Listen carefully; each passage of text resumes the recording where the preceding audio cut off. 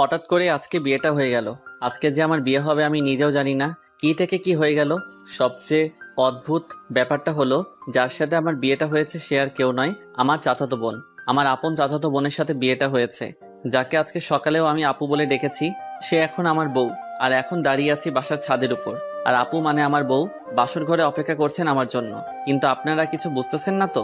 চলেন আপনাদের পুরো বিষয়টি বুঝিয়ে বলি কেমনে কি হয়েছে। আজ থেকে 2 সপ্তাহ আগে আমার চাচাতো বোন মানে তানিশার বিয়ে ঠিক হয়। আমরা সবাই ছেলেটাকে দেখি, সবার খুব পছন্দ হয়, তানিশাও খুব পছন্দ হয়। আর বিয়ের তারিখ ঠিক হয় আজকে। আর ছেলেটা খুব ভালো আর সুন্দর, বলা যায় সব দিক দিয়ে পারফেক্ট। কিন্তু কথাই বলে না, সবার কপালে আর সুখ থাকে না। তাই না হয়তো তানিশার কপালে ও এই সুখটা নাই। ও হ্যাঁ, আপনাদের আসল বিষয়টা বলি। আজ সকালে কিছু টুকটাক কাজ করছিলাম, চাচাতো বোন বলে কথা। তাছাড়া আপু আমার বড়। আমি অনেক মজা করছিলাম আর কাজ করেছিলাম, কিন্তু হঠাৎ আমার ফোনে আননোন নাম্বার থেকে ফোন আসে। আমি ফোনটা রিসিভ করে বলি, হ্যালো, কে বলছেন? আমি তানভীরের ছোট ভাই বলছি। রনি। তোমাদের আসতে আর কত সময় লাগবে? তানভীর ভাই হলো তানিশা অপুর হবু বর, আর রনি ওনার ছোট ভাই। আমাদের আর কখনো যাওয়া হবে না। আরে রনি, কান্না করছো কেন? কি হয়েছে তোমাদের? রাহি ভাই, আপনাকে কিভাবে কথাটা বলবো আমি নিজেও বুঝতে পারছি না। আরে কি হয়েছে সেটা তো আগে বলো। আর এইভাবেই বা কান্না করছো কেন আজকে এত সুন্দর একটা দিনে?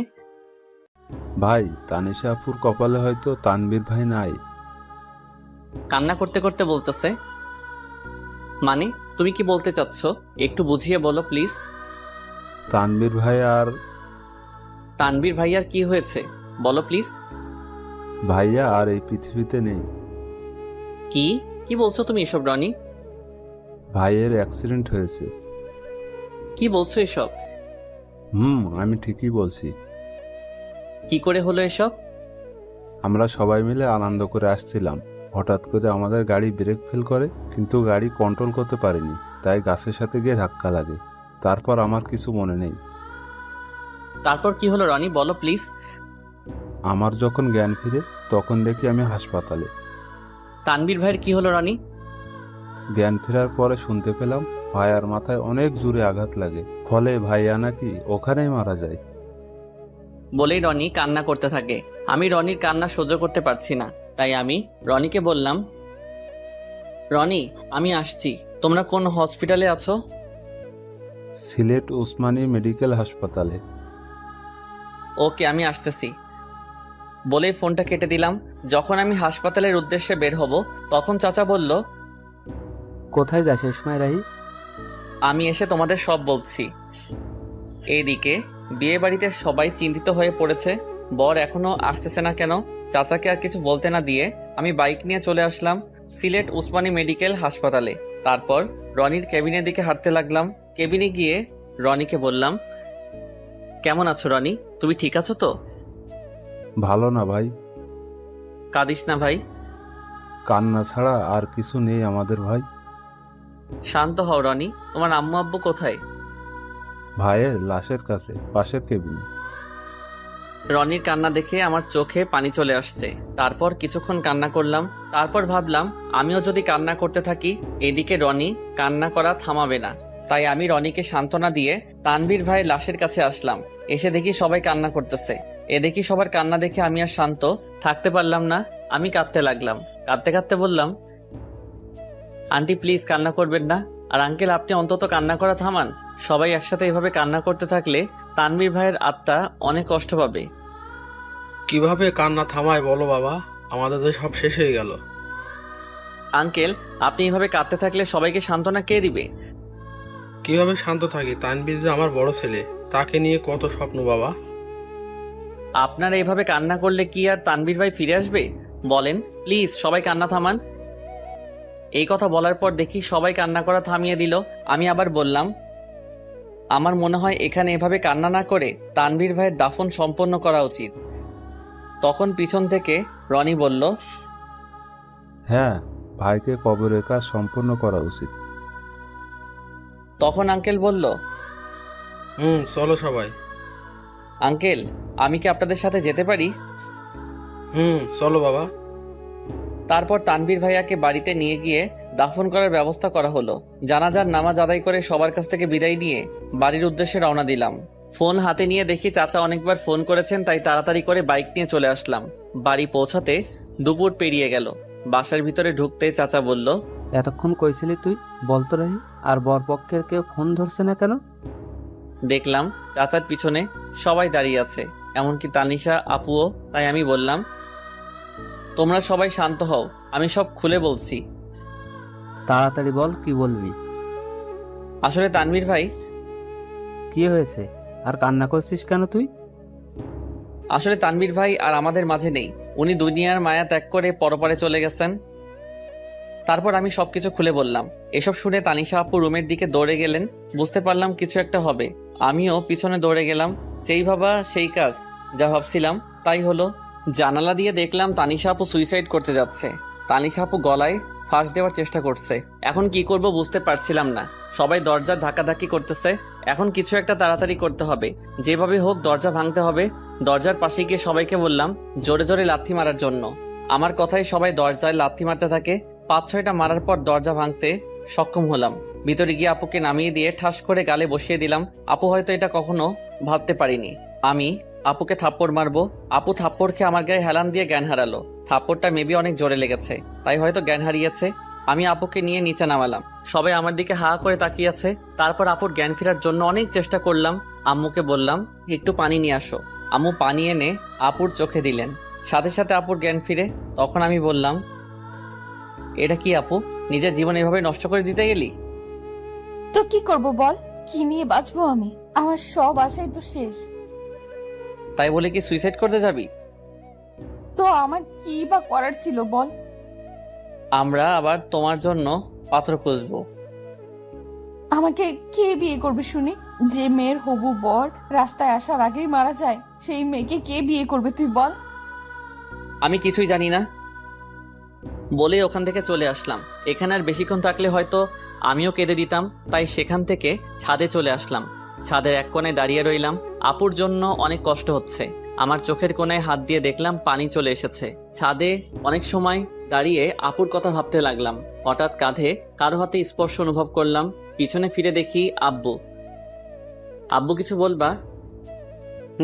বলবো। বলো, কি বলবা? তুই আগে আমাকে কথা দে, আমি যা বলবো আমার সে কথাগুলো তুই রাখবি। রাখবো, বলো। আমি বলি কি, তুই তানিশাকে বিয়ে করে নে। কি বলো আব্বু, এটা কিভাবে সম্ভব? তানিশা আমার আপু হয়, তার উপর আমার বড়। আমি জানি তানিশার যদি কিছু হয়ে যায়। আমি জানি না, আমি পারবো না। কিন্তু তুই ভেবে দেখতে পারিস, তোর জন্য হয়তো সে বেঁচে থাকতে পারবে। ঠিক আছে, ভেবে দেখবো। সেখান থেকে আব্বু চলে গেল। আমিও ওখানে দাঁড়িয়ে আছি। কিছুক্ষণ পর চাচু আমাকে বলল, রাহি, আমি একটা কথা বলি। পিছন থেকে কাঁধে হাত দিয়ে বললেন, চাচা বলেন। তুই আমার মাথায় হাত দিয়ে বল, আমার কথা রাখবি। কিন্তু চাচা। কোনো কিন্তু নয়, তুই আমার মাথায় হাত দিয়ে বল, আমার কথা রাখবি। আচ্ছা বলো, তুমি যা বলবে আমি শুনবো। তুই আমার মেয়েকে বিয়ে কর বাবা, আমার মেয়েটার জীবন বাঁচা। কান্না করতে করতে বললেন চাচা। কিন্তু চাচা, তানিশা আপু লাগে, তার উপর আমার বড় হয়। কোনো কিন্তু নয়, আর তানিশা তোর মাত্র 2 বছরের বড়। প্লিজ বাবা, তুই আমার মেয়েকে বিয়ে করে ওর জীবনটা বাঁচা। বল বাবা, বিয়ে করবি? কাঁদতে শুরু করলেন চাচা। ঠিক আছে চাচা, আমি বিয়েতে রাজি আছি। আর এইভাবেই আমার আর তানিশা আপুর বিয়েটা সম্পন্ন হলো। এতক্ষণ যা বললাম সব বিয়ের আগের ঘটনা। দেখছেন কখন থেকে আপনাদের সাথে বকবক করেই যাচ্ছি। আপনাদের আমার পরিচয়টাই দেওয়া হলো না। আমার নাম ফয়সাল আহমেদ রাহি, বাবা মায়ের একমাত্র ছেলে। আর আমার ছোট একটা দুষ্টু মিষ্টির বোন আছে। আর মনে হয় আপনাদের কিছু বলার দরকার নেই, কারণ গল্প বললে সব জানতে পারবেন। এখন আর বকবক না করে গল্প ফিরা যাক। কি বলেন আপনারা? আমি ছাদে দাঁড়িয়ে এগুলো ভাবছিলাম। কখন যে চোখে পানি চলে এসেছে নিজেও জানি না। চোখ মুছতেছি, তখন কেউ কাঁধে হাত রাখলো। পিছন তাকিয়ে দেখি আব্বু। আব্বু ওই সময় এখানে? এখনো ঘুমাওনি কেন? পৃথিবীর একমাত্র খারাপ বাবা হয়তো আমি। নিজের ভাইয়ের মেয়ের জন্য নিজের ছেলের কুরবানি দিলাম। আমি চুপ। তোর সাথে আমি আর ভাই অনেক বড় অন্যায় করে ফেলেছি। এ সময় তোর ঘুরে বেড়ানোর কাজ, বন্ধুদের সাথে সময় কাটানো, পড়াশোনা করার সময়, সেখানে আমরা তোর উপর অনেক বড় একটা দায়িত্ব দিয়ে ফেলেছি। তোর অমত থাকা সত্ত্বেও আমরা তানিশের সাথে তোর বিয়ে দিয়েছি। আমাদের মাফ করে দিস বাবা। কি সব আবল তাবল বলছো আব্বু? তোমার ভালো মনে করছো তাই বিয়ে দিয়েছো, এতে কষ্ট পাবার কি আছে? মেয়েটা কিছু একটা করে ফেলতে পারে, তাই তোর সাথে বিয়ে দিয়েছি। রাগ করিস না বাবা, অনেক রাত হয়েছে, ঘরে যা। বাবা, মেয়েটা একা বসে আছে। আমি আর কিছু না বলে নিচে চলে আসলাম। আমার রুমে দরজা খুলে দেখে আপু কান্না করছে। আমার এখন ঠিক কি করা উচিত বুঝতে পারছি না। আমি কাঠের পাশে গিয়ে দাঁড়িয়ে রইলাম। রাহি, হুম তোর সাথে আমার কিছু কথা আছে। বলো, কি বলবা? আমি জানি তুই খুব ভালো একটা ছেলে, তোর মতন স্বামী পাওয়া ভাগ্যের ব্যাপার, কিন্তু আমি তোকে স্বামী হিসেবে মানতে পারবো না। অবাক হয়ে তাকিয়ে রইলাম উপর দিকে। তুই জানিস তুই আমার ছোট ভাই, হোক তুই আমার চাচাতো ভাই, কিন্তু আমি তোকে স্বামী হিসেবে মানতে পারবো না। কিছু বললাম না। আমার মনে হয় তুই আমাকে বউ হিসেবে মানিস না। চুপ। তুই আমাকে প্রশ্ন করতে পারিস, আমি যদি স্বামী হিসেবে মানতে না পারি তাহলে বিয়ে করলাম কেন? হ্যাঁ, এটার জবাব দিয়ে দিচ্ছি। তোর সাথে বিয়ে না হলে হয়তো অন্য কারোর সাথে আমার বিয়েটা হতো, কিন্তু সে আমার মনের কষ্টটা বুঝতে পারতো না। আমার মনের অবস্থা শুধু তুই বুঝবি, অন্য কেউ না। আমি এখনো চুপচাপ দাঁড়িয়ে সব শুনছি। জানিস রাহি, আমি পৃথিবীর একমাত্র হতভাগা মেয়ে, সুখ কাছে পেয়েও হারালাম। তুই আমাকে মাফ করে দিস, তোর জীবনটা আমি নষ্ট করে দিলাম। জানিস, আমারও খুব ইচ্ছা ছিল সুন্দর একটা মেয়ে দেখে তোর বিয়ে দিব, আর তোর বিয়েতে অনেক আনন্দ করব, কিন্তু তার হলো না। তুই আমাকে মাফ করে দিস, আমি তোকে স্বামী হিসেবে মানতে পারছি না। অনেক রাত হয়েছে, এখন ঘুমিয়ে পড়ো। এটুকু বলে বারান্দায় চলে এলাম। এমন কিছু আমার জীবনে হবে আমি কখনো কল্পনাও করতে পারিনি। কিন্তু আমি ভেবেছিলাম আমার সাথে বিয়ে হলে কোনো আফসোস থাকবে না, সবকিছু গুছিয়ে নিতে সমস্যা হবে না। কিন্তু কি ভাবলাম আর কি হলো। আসলে সবার কপালে সুখ থাকে না, আমার কপালেও হয়তো নেই। আজ নিজের উপর খুব রাগ হচ্ছে, কিন্তু কি আর করব। ঘর থেকে বের হয়ে ছাদে চলে এলাম আর নিজে নিজে বলতে লাগলাম, তানভীর ভাই, কেন তুমি চলে গেলে? তোমার জন্য আপু কান্না করছে, হয়তো তোমাকে এই কয়দিনে তোমাকে ভালোবেসে ফেলছে। আর কি বলে জানো ভাই, তোমাকে ছাড়া আর কাউকে স্বামী হিসেবে মানতে পারবে না। সত্যি, কয়েকদিনে তোমাকে অনেক ভালোবেসে ফেলেছে, এমনকি আমাকেও স্বামী হিসেবে মানতে রাজি না। সত্যি ভাই, তুমি অনেক ভাগ্যবান ছিলে, আপুর মতো বউ পেতে যাচ্ছিলে। কথায় বলে না, সবার কপালে সুখ থাকে না, তেমনি তোমার কপালেও নেই, আমার কপালেও নেই। হায়রে কপাল আমাদের। এসব ভাবতে ভাবতে চোখের কোণায় আবারও হাত দিয়ে দেখি পানি। চোখে পানি মুছে পকেটে থাকা ফোনটা হাতে নিয়ে দেখি 2:45 বাজে।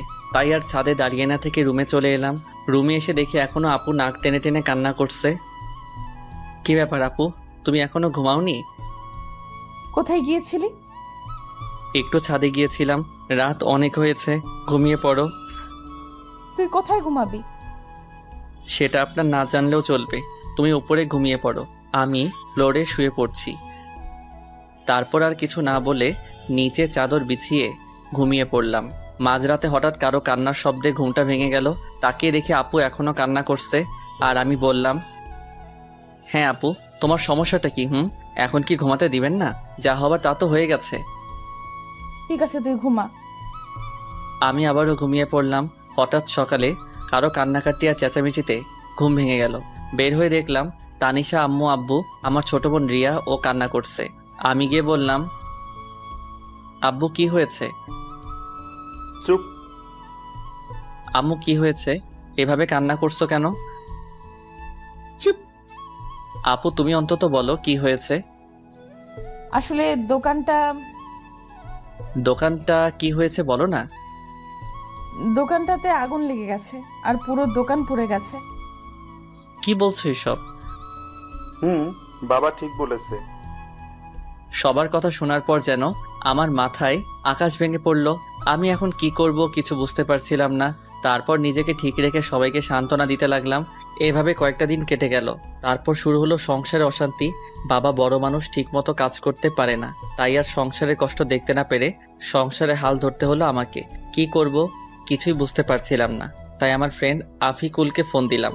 হ্যালো আফিকুল দোস্ত, আমার সাথে একটু দেখা করতে পারবি? আরে এভাবে বলছিস কেন? কোথায় আসতে হবে সেটা বল। স্কুলের পাশে দোকানটায় আয় না দোস্ত। ঠিক আছে, আমি আসতেছি। ঠিক আছে আয় বলেই ফোনটা কেটে দিলাম আর রেডি হয়ে স্কুলের পাশে দোকানে চলে গেলাম। একটু পরে আফিকুলও চলে এলো। বল দোস্ত, কি বলবি? আসলে দোস্ত, আমার একটা হেল্প লাগবে। তুই এভাবে বলছিস কেন? কি হেল্প লাগবে সেটা তো বল। আসলে দোস্ত, আমার একটা চাকরি লাগবে। কি? তুই চাকরি করবি? আমি চাকরি করব, একটা ব্যবস্থা করে দে না। ব্যবস্থা করব, কিন্তু তুই আমাকে হাসালি। তোর বাবার দোকান থাকতে তুই চাকরি করবি কেন? তাহলে তোকে সব খুলে বলি কেন চাকরি করব। বল। আমি আফিকুলকে সব শুরু থেকে শেষ পর্যন্ত বললাম। আমাদের দোকানে আগুন লেগে পুড়ে ছাই হয়ে গেছে রে, তাই আমি চাকরি খুঁজছি। আরে কান্না করিস না দোস্ত, আমি সব ব্যবস্থা করছি। দোস্ত। ঠিক আছে, সন্ধ্যা হয়ে গেছে, তুই বাড়ি যা, আমি সব ব্যবস্থা করছি। ঠিক আছে, আমি যাচ্ছি, তুইও যা। বলেই আমি আফিকুলকে বিদায় দিয়ে বাড়ি চলে আসলাম। বাড়ি এসে দেখি আম্মু এখনো মাথায় হাত দিয়ে বসে এখনো কান্না করছে। আম্মু, কান্না করো না, কান্না করে আর কি হবে, সব তো শেষ। বাবা জানি, কিন্তু কান্না ছাড়া আর কি করব বল? আর কাঁদতে হবে না, আমি কিছু একটা ব্যবস্থা করছি। কি করবি তুই? পরে বলবো, এখন প্লিজ তুমি কান্না করো না। ঠিক আছে। আম্মুকে সান্ত্বনা দিয়ে রুমে চলে এলাম। এসে দেখি তানিশা আপুও কান্না করছে। তাই আমি বললাম, তুমি কান্না করছো কেন? আমার জন্য তো সব হচ্ছে। তোমার জন্য আমার কি হলো? তোদের এখানে আসার সাথে সাথেই ক্ষতি হয়ে গেল। আমার মনে হয় এতে আপনার কোনো দোষ নেই, এটা আমার কপালের দোষ। এটা তোর কপালের দোষ না, এটা আমার কপালের দোষ। তোমার কপালের দোষ কেমন করে হলো? হ্যাঁ, আমার কপাল খারাপ, কারণ যে মেয়ের বিয়ের দিনে বর মারা যায়, শ্বশুর বাড়ি আসতে না আসতেই ক্ষতি হয়ে যায়, তার কপালের দোষ না তো কার কপালের দোষ? কি বলছেন? আপনার শ্বশুরবাড়ি? হ্যাঁ, আমার শ্বশুর বাড়ি তো। কেমন করে হলো তোমার শ্বশুরবাড়ি? কারণ তোর সাথে আমার বিয়ে হয়েছে, তাই এটা আমার শ্বশুর বাড়ি। কি, তোমার সাথে আমার বিয়ে হয়েছে? হুম। কি, ওটা বিয়ে? আমার তো মনে হয় না। হয় না কেন? আমি তোমাকে বউ হিসেবে মানি না, আর তুমিও আমাকে স্বামী হিসেবে মানো না। কথা বলতে বলতে হঠাৎ আফিকুলের ফোন এসেছে। আফিকুল, বল। খুশির খবর আছে বন্ধু। কি খুশির খবর? দোকানে আয় বলছি। ঠিক আছে, আমি আসছি, তুই একটু অপেক্ষা কর। আমি বের হতে হতে তানিশা আপুকে বললাম, আমি আসি, তোমার সাথে পরে কথা বলবো। কোথায় যাবি এখন? এসে সব বলছি তোমাকে। আমি আর কথা না বলে চলে আসলাম স্কুলে পাশের দোকানে। এসে দেখি আফিকুল আমার জন্য অপেক্ষা করছে। বল দোস্ত, কি খুশির খবর? আমি তো চাকরির ব্যবস্থা করে ফেলেছি দোস্ত। কি, তুই আমার চাকরির ব্যবস্থা করে ফেলেছিস? দোস্ত, তোর জন্য এটুকু করতে পারবো না বল? আমি অনেক খুশি রে, খুব বড় একটা উপকার করেছিস। এখন বল, কি খাবি? কি, তুই আমাকে ঘুষ দিতে চাচ্ছিস? আরে না, তোকে আজকে খুশি হয়ে খাওয়াবো। আরে লাগবে না। প্লিজ দোস্ত, না করিস না। আচ্ছা ঠিক আছে, শুধু চা খাবো। রহিম চাচা, 2টা চা আর বিস্কুট দেন তো। ওকে, দিতেছি বাবা। কিছুক্ষণ ওর সাথে আড্ডা দিলাম, তারপর বাড়ি চলে এলাম। বাড়ি এসে সোজা আমার রুমে চলে এলাম। রুমে গিয়ে তানিশা আপুকে জড়িয়ে ধরে কান্না করে দিলাম। কি রে, এইভাবে জড়িয়ে ধরে কান্না করছিস কেন? কি হয়েছে? জানেন, আমার চাকরিটা হয়েছে। কি, চাকরি হয়েছে? চাকরি হয়েছে। এখন বলেন কি খাবেন? আইসক্রিম খাওয়াবে? আমি আইসক্রিম খাবো। কিন্তু এই সময় আইসক্রিম কোথায় পাবো? লাগবে না, যা। আরে রাগ করছো কেন? আমি আনছি ওকে। ঠিক আছে। দোকানে গিয়ে আমি আইসক্রিম নিয়ে এলাম। এই নেন আপনার আইসক্রিম। দে তাড়াতাড়ি। আপু আইসক্রিমটা হাতে নিয়ে বাচ্চাদের মতো খেতে শুরু করলো, আর আমি আপুর দিকে অবাক হয়ে তাকিয়ে রইলাম। কি আজব কাণ্ড, এত বড় একটা মেয়ে হয়ে বাচ্চাদের মতো আইসক্রিম খাচ্ছেন, আর আমি তাকিয়ে এসব দেখছি। ঠিক তখনই, কি রে, কি দেখছিস? তোমার খাওয়া দেখছি। এত দেখতে হবে না। কেন? তুই খাবি? খেলে নিতে পারিস। না না, লাগবে না, আমি বাচ্চাদের মতো আইসক্রিম খাই না। ওকে, তুই না খেলেও চলবে। তুমি খাও। ঠিক আছে, একটা কথা বলি রাহি। বলো। তুই চাকরিতে জয়েন করবি কবে? 1 মাসের মতো লাগবে। কথা বলতে বলতে হঠাৎ আম্মুর ডাক পড়লো। রাহি, তানিশা, তোরা খেতে আয় তাড়াতাড়ি। ঠিক আছে আম্মু, আমার আসছি। তাড়াতাড়ি আয়। চলেন, আম্মু ডাকছে। চল। দুজন একসাথে খাবার টেবিলে বসলাম। আম্মু খাবার বেড়ে দিল। আম্মু, তুমিও খাও। আম্মু তুমিও বসো, একসাথে খাবো। তানিশা আপু বলল। খাচ্ছি। চুটকি, তুইও খা। খাচ্ছি তো। সবার সাথে খাবার খেয়ে আমি রুমে চলে এলাম। এসে একটু শুয়েছিলাম, তখনই আপু রুমে এলো। আপুকে দেখে আমি তাড়াতাড়ি করে নিচে বিছানা করে নিলাম, তারপর শুয়ে পড়লাম। আপুও বিছানায় শুয়ে পড়ল। কি আজব মেয়ে রে বাবা, স্বামীকে নিচে রেখে তিনি উপরে আরামে ঘুমাচ্ছে। ওই যে সবার কপালে সুখ থাকে না, তেমনি আমার কপালেও বউয়ের সুখ নেই। তাই আর কিছু না ভেবেই ঘুমিয়ে পড়লাম। সকালে ঘুম ভাঙলো আম্মুর ডাকে। রাহি বাবা, তাড়াতাড়ি ওঠ, আর ঘুমাতে হবে না। কেন আম্মু? আজকে তানিশাকে নিয়ে যাবি না? কোথায় যাব? কেন, তুই জানিস না? না তো।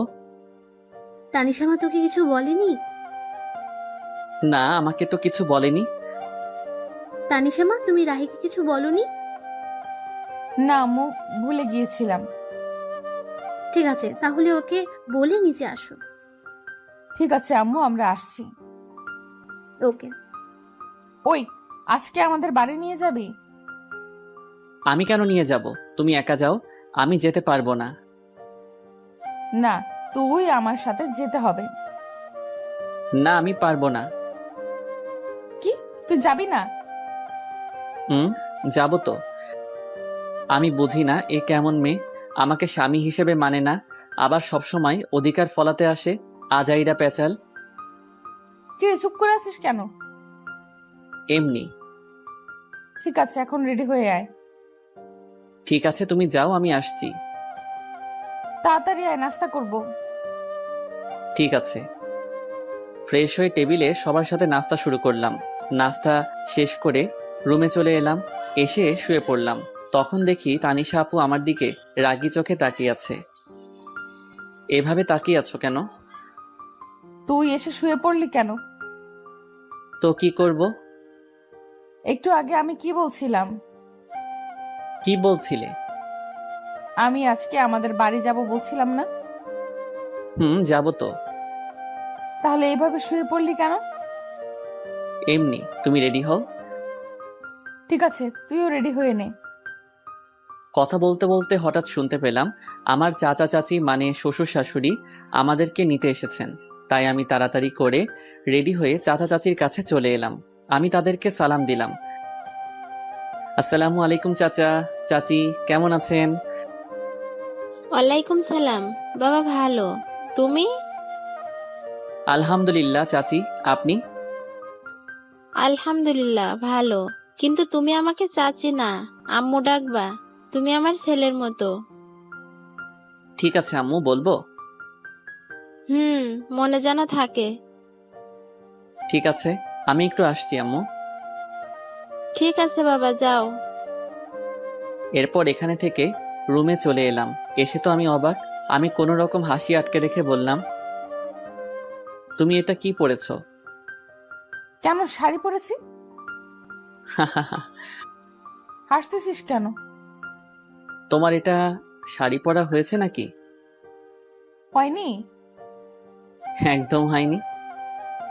একদম এভাবে হাসবি না, আমি শাড়ি পরতে পারি না। আচ্ছা ঠিক আছে, আমি পরিয়ে দেই। তুই পারলে পরিয়ে দে। দিচ্ছি। আমি আপুকে শাড়ি পরিয়ে দেওয়া শুরু করলাম। শাড়ি পরিয়ে দিতে দিতে শাড়ি যখন আপুর পেটে গুজে দিব, তখন দেখি আপু চোখ বুজে শরীর বেঁকিয়ে কাঁপতে শুরু করছেন। তাই তাড়াতাড়ি করে শাড়ি পরিয়ে দিলাম। শাড়ি পরিয়ে দিয়ে বললাম, আচ্ছা এবার চোখটা খুলুন। আর এইভাবে কাঁপছেন কেন? না মানে এমনি। বলি লজ্জা পেয়ে তাড়াতাড়ি করে রুম ত্যাগ করলো। আর আমি বিছানায় শুয়ে হাসতে লাগলাম। কিছুক্ষণ পর দেখি আপু আবার আসছে। একটা কথা বলি। বলেন।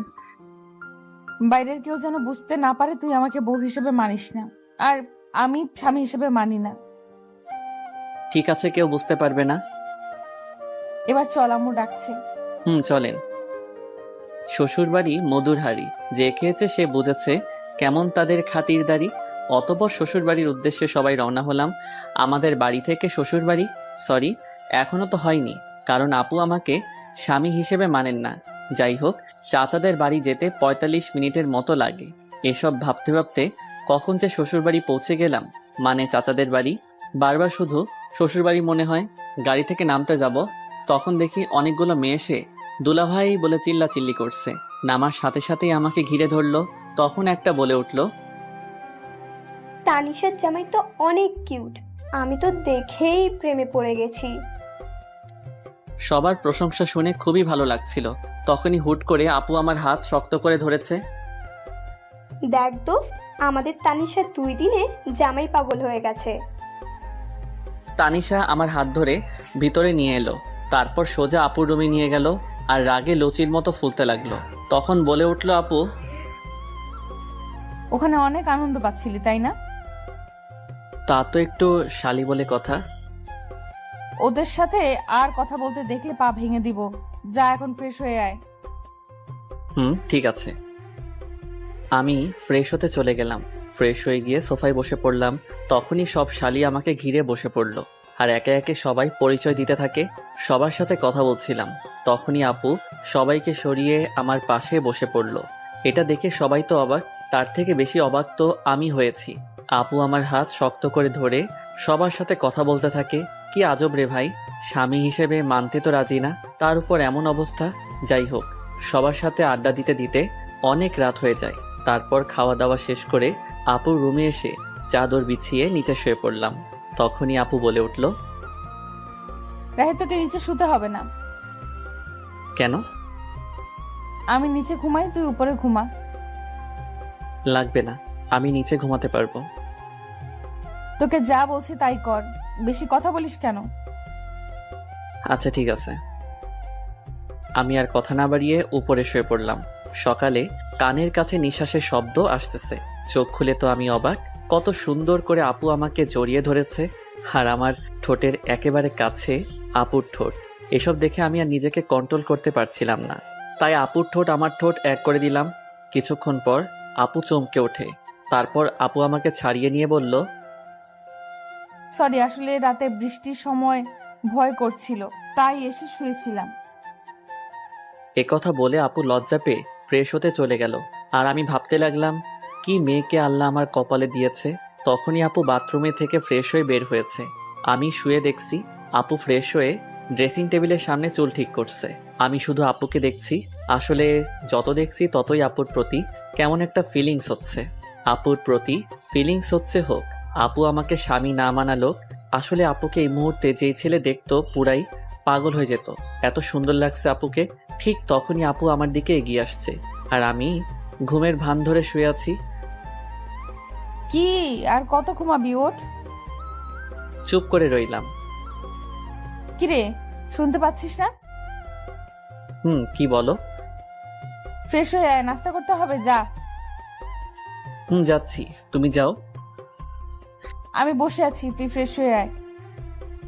ফ্রেশ হয়ে এসে দেখি আপু এখনো বসে আছে। তখন আমি বললাম, চলেন।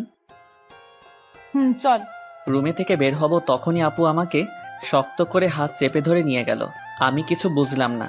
এসব দেখে সবাই আমাদের দিকে হা করে তাকিয়ে আছে, মনে হয় আমরা এলিয়েন। সবার কাছে যেতেই দেখি সবাই মুচকি মুচকি হাসছে। এসব দেখে আমার খুব লজ্জা লাগতে শুরু করলো আর নিজেকে জোকার মনে হচ্ছে, কিন্তু কি আর করার। মাথা নিচু করে টেবিলে বসে পড়লাম।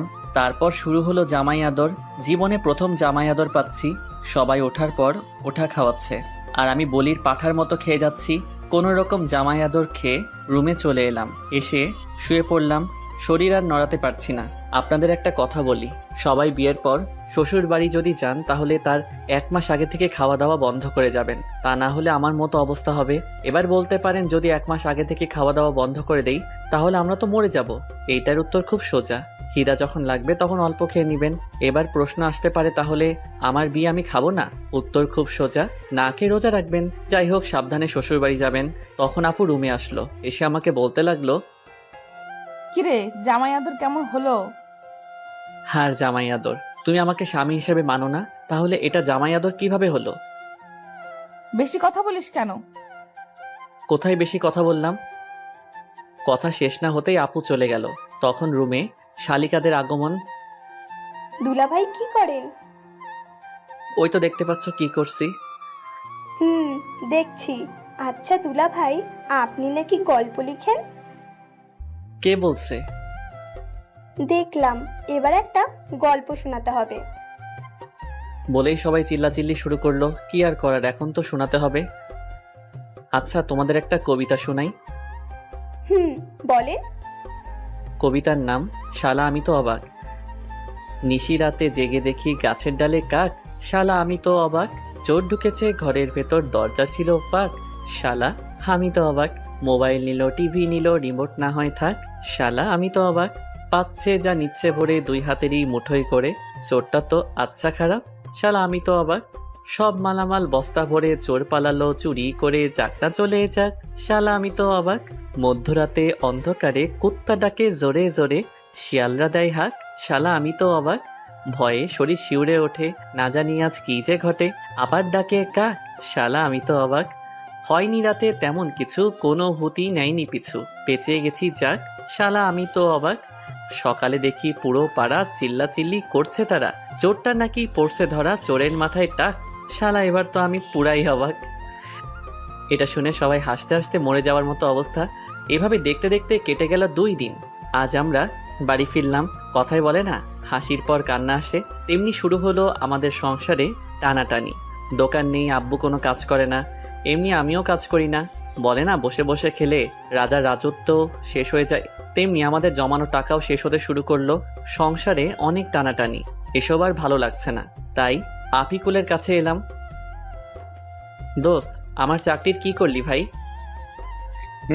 হয়ে গেছে। জয়েন কবে থেকে করতে হবে? কাল 1 থেকে জয়েন করবি। ঠিক আছে, কিন্তু তুই অনেক বড় একটা উপকার করলি ভাই, ধন্যবাদ তোকে। আরে ধন্যবাদ দিতে হবে না, বন্ধু তো বন্ধুর বিপদে আপদে পাশে থাকে। আমার জায়গায় তুই থাকলে কি করতি বল?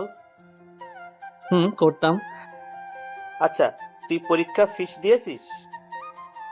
আমার হয়তো আর পড়ালেখা হবে না রে। লেখাপড়া ছাড়বি কেন? তো কি করব বল? জানি তোর কাছে টাকা নাই, তাই এই কথা বললি। আরে না। আমি সব জানি, আমার কাছে নাটক করবি না, আমি তোর টাকা দিয়ে দিব। ওকে দোস্ত। আচ্ছা চল, কলেজে গিয়ে সব দিয়ে আসি। না দোস্ত, এ সময় না, তুই গিয়ে আমার টাকাটা জমা দিয়ে দিস। আচ্ছা ঠিক আছে, আমি যাচ্ছি, পরে দেখা হবে। এরপর আফিকুল চলে যায়। মনের মধ্যে একটু শান্তি অনুভব করতে লাগলাম। আফিকুলকে বিদায় দিয়ে বাড়ি চলে এলাম।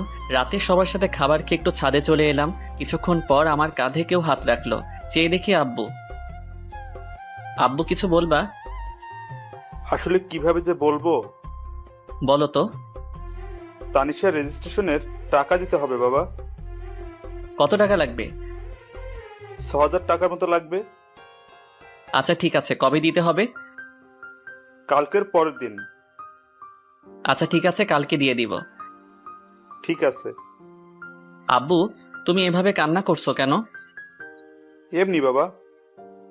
বলেই আব্বু কান্না করতে করতে চলে গেল। আব্বুর কান্না দেখে নিজেকে কন্ট্রোল করতে পারলাম না, নিজেও কান্না করে দিলাম। আব্বু চলে যাওয়ার পর কিছুক্ষণ ছাদে রইলাম, তারপর সেখান থেকে এসে ঘুমিয়ে পড়লাম। সকালে তাড়াতাড়ি ঘুম থেকে উঠে ফ্রেশ হয়ে নামাজ আদায় করে নিলাম। কাউকে কিছু না বলে অফিসে চলে এলাম। আগে থেকে সবকিছু বলা ছিল, তাই সোজা জয়েন করে ফেললাম। তারপর ম্যানেজার স্যারের কাছে এলাম। আসতে পারি স্যার? আরে রাহি, আসো। স্যার, আমার কাজটা কি জানতে পারি? অবশ্যই। আমার কাজটা কি? তোমার কাজ সেল করা। ঠিক আছে স্যার। আর হ্যাঁ, প্রতিদিন সকাল 8টায় আসতে হবে, দেরি হলে বেতন থেকে টাকা কাটা যাবে। ঠিক আছে স্যার। বলে একটা গাড়ির সাথে চালক বেরিয়ে পড়লাম। সকালে কিছু খাওয়া হয়নি, তাই এক দোকানে সেল করে চা আর বিস্কুট খেতে লাগলাম। আর বেশি কিছু খেলাম না, কারণ আমার কাছে টাকা নেই। অন্য কিছু খেলে আর দুপুরে কিছু খাওয়া হবে না। সেল করতে করতে কখন যে দুপুর হয়ে গেছে খেয়ালই নেই। দুপুরের খাবার খেয়ে আবারও সেল করতে লাগলাম। সেল করা শেষ করতে করতে রাত হয়ে গেল। গাড়ি জমা দিতে ফোনের দোকানে চলে এলাম। আমার 2টা ফোন ছিল, তাই একটা বিক্রি করে দিলাম। 10,000 দিয়ে বিক্রি করে দিলাম। তারপর বাড়ি চলে এলাম।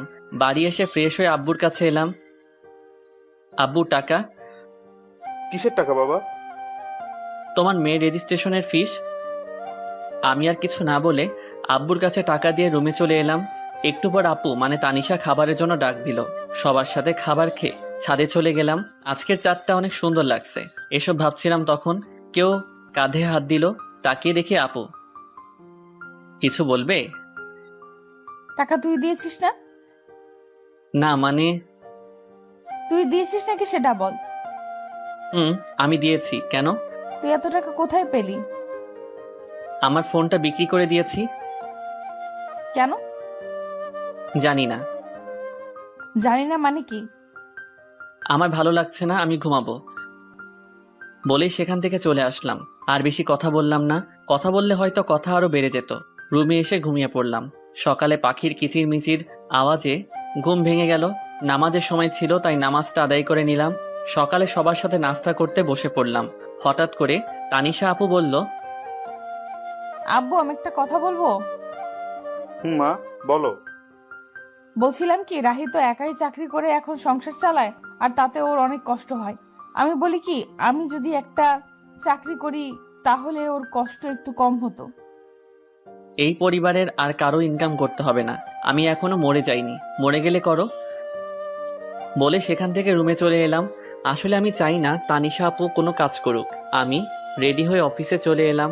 প্রতিদিনের মতো আজকে একটা চালক নিয়ে বেরিয়ে পড়লাম সেল করতে। সেল করতে করতে দুপুর হয়ে গেল। তখন সাথে থাকা সোহাগ ভাই বললেন, ভাই চলেন কিছু খেয়ে আসি। চলো। দোকানে বসে পাউরুটি খাচ্ছিলাম। সামনে চেয়ে দেখি কেউ আমার দিকে তাকিয়ে আছে। ভালো করে তাকিয়ে দেখি আব্বু ওর ফ্রেন্ডের সাথে দাঁড়িয়ে আছে। তাই আমি তাড়াতাড়ি খেয়ে সোহাগ ভাইকে নিয়ে চলে এলাম। তারপর আবার দোকানে সেল করতে লাগলাম। সেল করতে করতে রাত হয়ে গেল।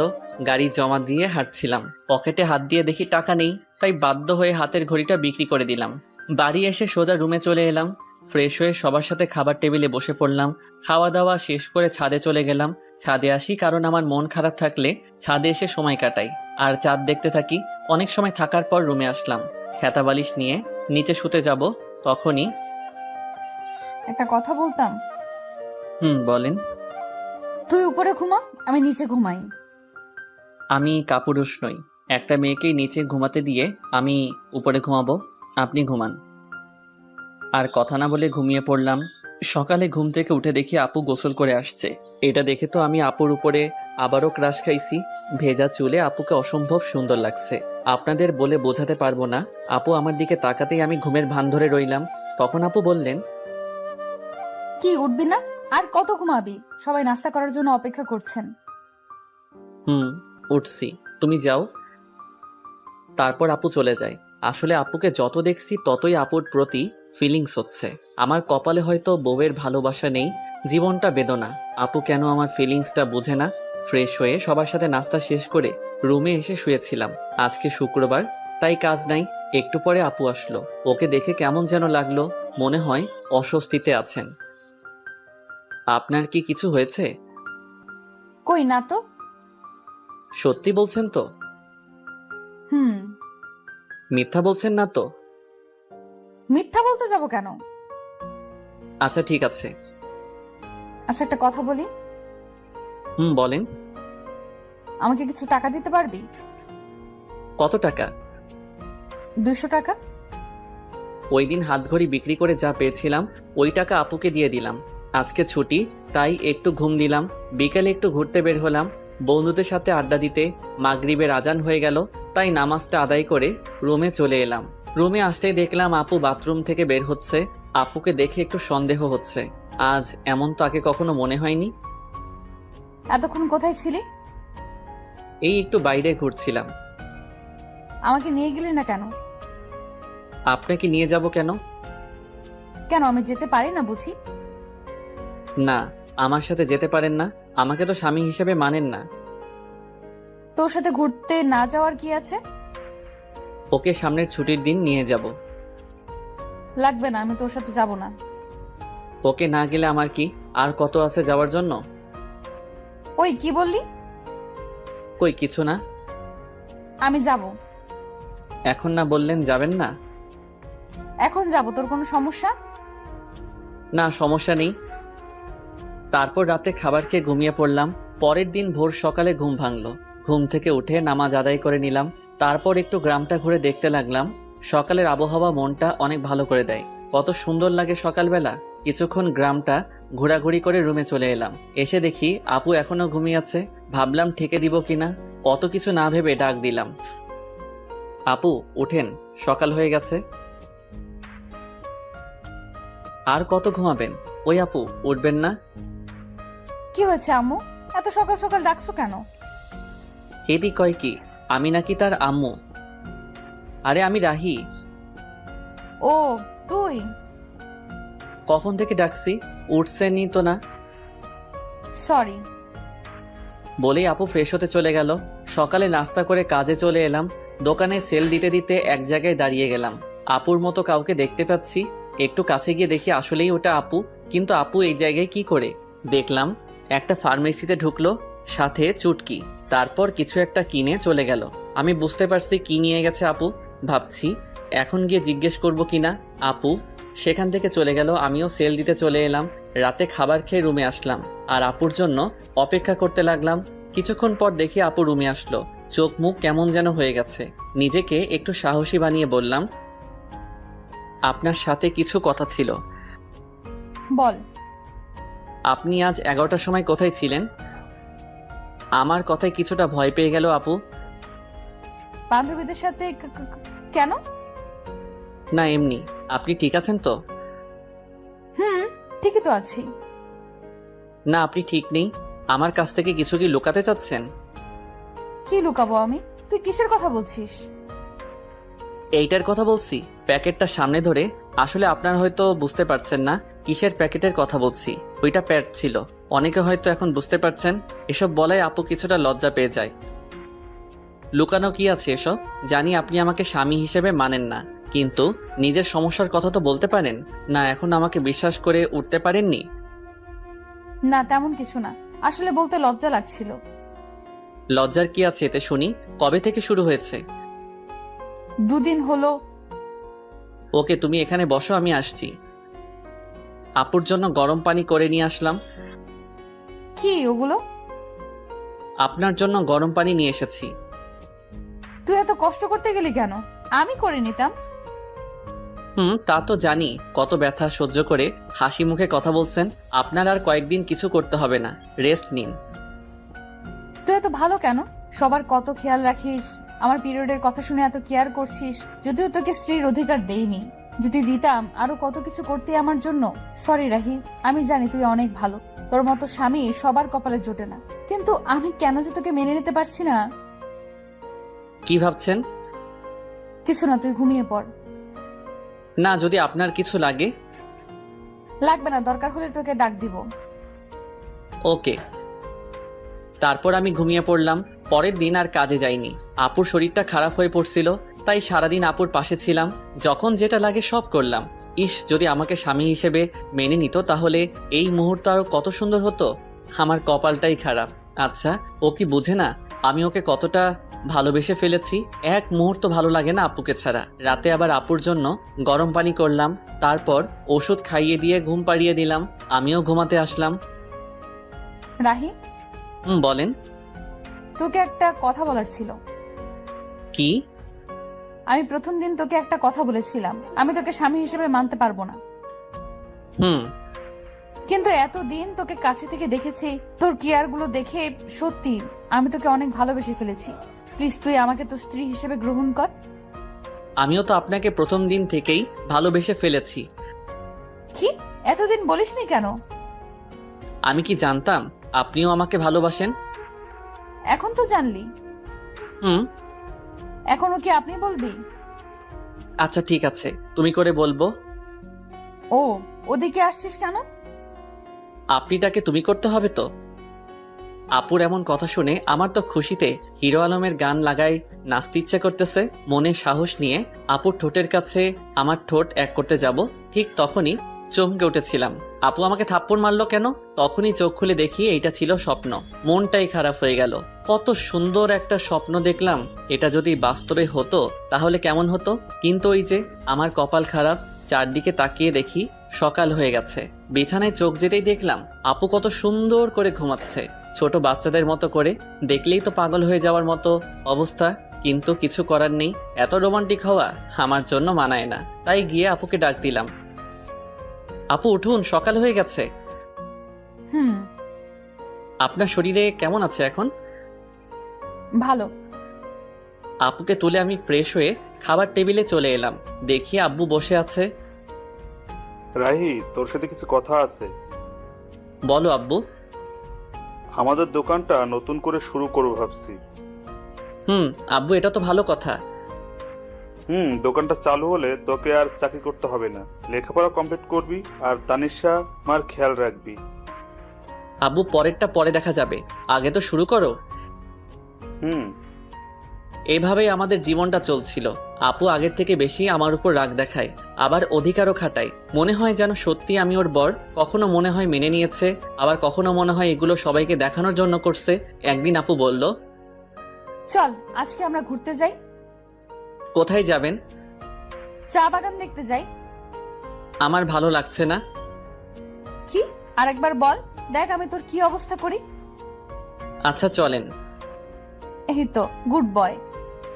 এ কেমন মেয়ে রে বাবা, একবার রাগ দেখায় আবার রাগ নেই, সব শেষ হয়ে যায়। ও আল্লাহ, কেমন মেয়ের পাল্লায় ফেললে। স্বামী হিসেবে মানে না, কিন্তু স্বামীর অধিকার ঠিক কাটায়। মন চায় কচু গাছের লগে ফাঁস দিয়ে মরে যায়। আল্লাহ আমায় উঠাই লও। আমি রেডি হয়ে আপুর জন্য অপেক্ষা করতে লাগলাম। মেয়েদের এই একটাই জিনিস, কোথাও যাইতে হলে মেকআপ নামের জিনিস তাদের দিতে হইব। কত সময় ধরে অপেক্ষা করতেছি, আসার কোনো নামই নেই। হলো আপনার? এই তো চল। আপুর দিকে তাকাতেই আবারও ক্রাশ খেলাম। নীল জামার সাথে ম্যাচিং করে চুড়ি, চোখে কাজল, অসম্ভব সুন্দর লাগছে, পরীর মতো লাগছে। কি আর বলমু ভাই, এগুলো শুধু নাটকে আর গল্পেই সম্ভব। জীবনে তো একটা পরীর মতো সুন্দর মাইয়া দেখলাম না, পরী নামের পেতনি দেখছি। কি হলো, হা করে কি দেখছিস? পরী দেখি। এখানে পরি পাইলি কই? আমার সামনে। মুখ ফসকে কথাটা বলে ফেললাম। আমার কথা শুনে আপু কিছুটা লজ্জা পেয়ে যায়। আর পরি দেখতে হবে না, চল। চলেন। তারপর আমি গিয়ে আমার বাইকটা বের করলাম। আপু এসে দাঁড়িয়ে আছে। উঠবেন না? উঠছি তো। বলেই আপু বাইকে উঠে আমার কাঁধে হাত রাখলো। কাঁধে হাত দিতেই অন্যরকম অনুভূতি হচ্ছিল। এই প্রথম বাইকে কোনো মেয়েকে নিয়ে উঠলাম। চাচাতো বউকে নিয়ে বাইক চালাচ্ছি, খুব ফিলিংস হচ্ছে। এই ফিলিংসটা আপনাদের বলে বোঝাতে পারবো না। তারপর বাইকটা স্টার্ট করে চালাতে শুরু করলাম। কিছুক্ষণ পর বাইকের স্পিডটা একটু বাড়িয়ে দিতেই আপু আমাকে শক্ত করে জড়িয়ে ধরে। এতক্ষণ এটাই তো চাইছিলাম, নরম শরীরের স্পর্শ, খুব ভালো লাগছিল। কিছুক্ষণ পর আমরা শ্রীমঙ্গল বদ্ধভূমি 71 চলে আসলাম, চায়ের রাজধানী শ্রীমঙ্গল। আমরা বাইক থেকে নামতেই আপু আমার হাত শক্ত করে জড়িয়ে হাঁটতে লাগলো। খুব ভালো লাগছিল তখন। আপু নীরবতা ভেঙে বলল, রাহি। বলেন। সরি। সরি মানে কেন? আমি তোকে মন থেকে স্বামী হিসেবে মানি না, কিন্তু সব সময় তোর উপর অধিকার দেখাই। না ঠিক আছে, আমি কিছু মনে করি না, সব আমার কপালের দোষ। এমন করে বলছিস কেন? কেমন করে বললাম আবার? কিছু না। কিছুক্ষণ আপুর কিছু পিক তুলে দিয়ে আমি বললাম, কিছু খাবেন? আইসক্রিম নিয়ে আয়। আমি তো জানি মেয়েরা ফুচকা পাগলি হয়, কিন্তু আপনি আইসক্রিম পাগলি কেন? এমনি। তোর কোনো সমস্যা? না, আনছি আমি। আইসক্রিম নিয়ে এলাম, তারপর বললাম, এই নেন আপনার আইসক্রিম। একটা কেন, তুই খাবি না? না, ওসব আমি খাই না, আপনি খান। ওকে। আইসক্রিমটা হাতে নিয়ে বাচ্চাদের মতো খেতে লাগলো। এত বড় একটা মেয়ে হয়ে বাচ্চাদের মতো আইসক্রিম খাচ্ছে, কি অদ্ভুত ব্যাপারটা। আপু আইসক্রিম খাচ্ছে আর আমি তাকিয়ে শুধু দেখছি। কি ব্যাপার, অমন করে কি দেখছিস? কই না তো। আমি দেখেছি তুই আমার খাওয়া দেখছিলি। না। দেখতে হবে না, চাইলে তুই খেতে পারিস। না, আপনি খান। আমি বলছি তুই খাবি, এই নে। আমি খাবো না, আপনি খান। তুই খাবি নাকি আইসক্রিম তোর মুখে মেখে দিব? আচ্ছা ঠিক আছে। আমি আর কিছু না বলে হা করি। আপু আইসক্রিম আমার মুখে দিল। আমি খেতে না চাইলেও বাধ্য হয়ে খেতে হলো। রাগ করলি? আমি সবার উপরে রাগ করি না। ও, তো কার কার উপর রাগ করিস না একটু শুনি। আপনাকে বলবো কেন? আর কিছু না বলে ঘোরাঘুরি করে বাড়ির উদ্দেশ্যে রওনা দিলাম। রাস্তায় হঠাৎ আমার একটা ফ্রেন্ড মিতুর সাথে দেখা। কিরে রাহি, কেমন আছিস? এই তো আলহামদুলিল্লাহ ভালো। তুই? আমিও ভালো আছি। তো তোর কি খবর? এই তো আর কি। আমরা কথা বলছিলাম, হঠাৎ আপুর দিকে চোখ যেতেই দেখলাম আপুর আগে ফুলছে। কিছু বুঝলাম না। তোর সাথে মেয়েটাকে? ও হলো আপনার বউ তানিশা, আর তানিশা ও আমার ফ্রেন্ড মিতু। হাই আপু, আপনি তো অনেক কিউট। ধন্যবাদ আপু। মিতুর সাথে কিছুক্ষণ কথা বলার পর বাড়িতে চলে এলাম। বাড়িতে আসতে আসতে সন্ধ্যা হয়ে গেছে। আমি ফ্রেশ হয়ে বিছানায় শুয়েছিলাম, তখন আপু রুমে আসলো। দেখে মনে হচ্ছে কোনো কারণে রেগে আছে। রুমে এসে আমার সাথে কোনো কথা বলেননি, আমিও বলিনি। রাতে আম্মু খাবার খেতে ডাকছে, তাই আমি খাওয়ার জন্য চলে এলাম। খাওয়া দাওয়া শেষ করে রুমে চলে আসি, এসেই শুয়ে পড়ি। তখন আপু রুমে আসলো। তখন আমি বললাম, কি ব্যাপার, আপনাকে এমন দেখাচ্ছে কেন? সারাদিন তো ঠিকই ছিলেন। আমার সাথে কথা বলবি না তুই? কেন, আমি আবার কি করলাম?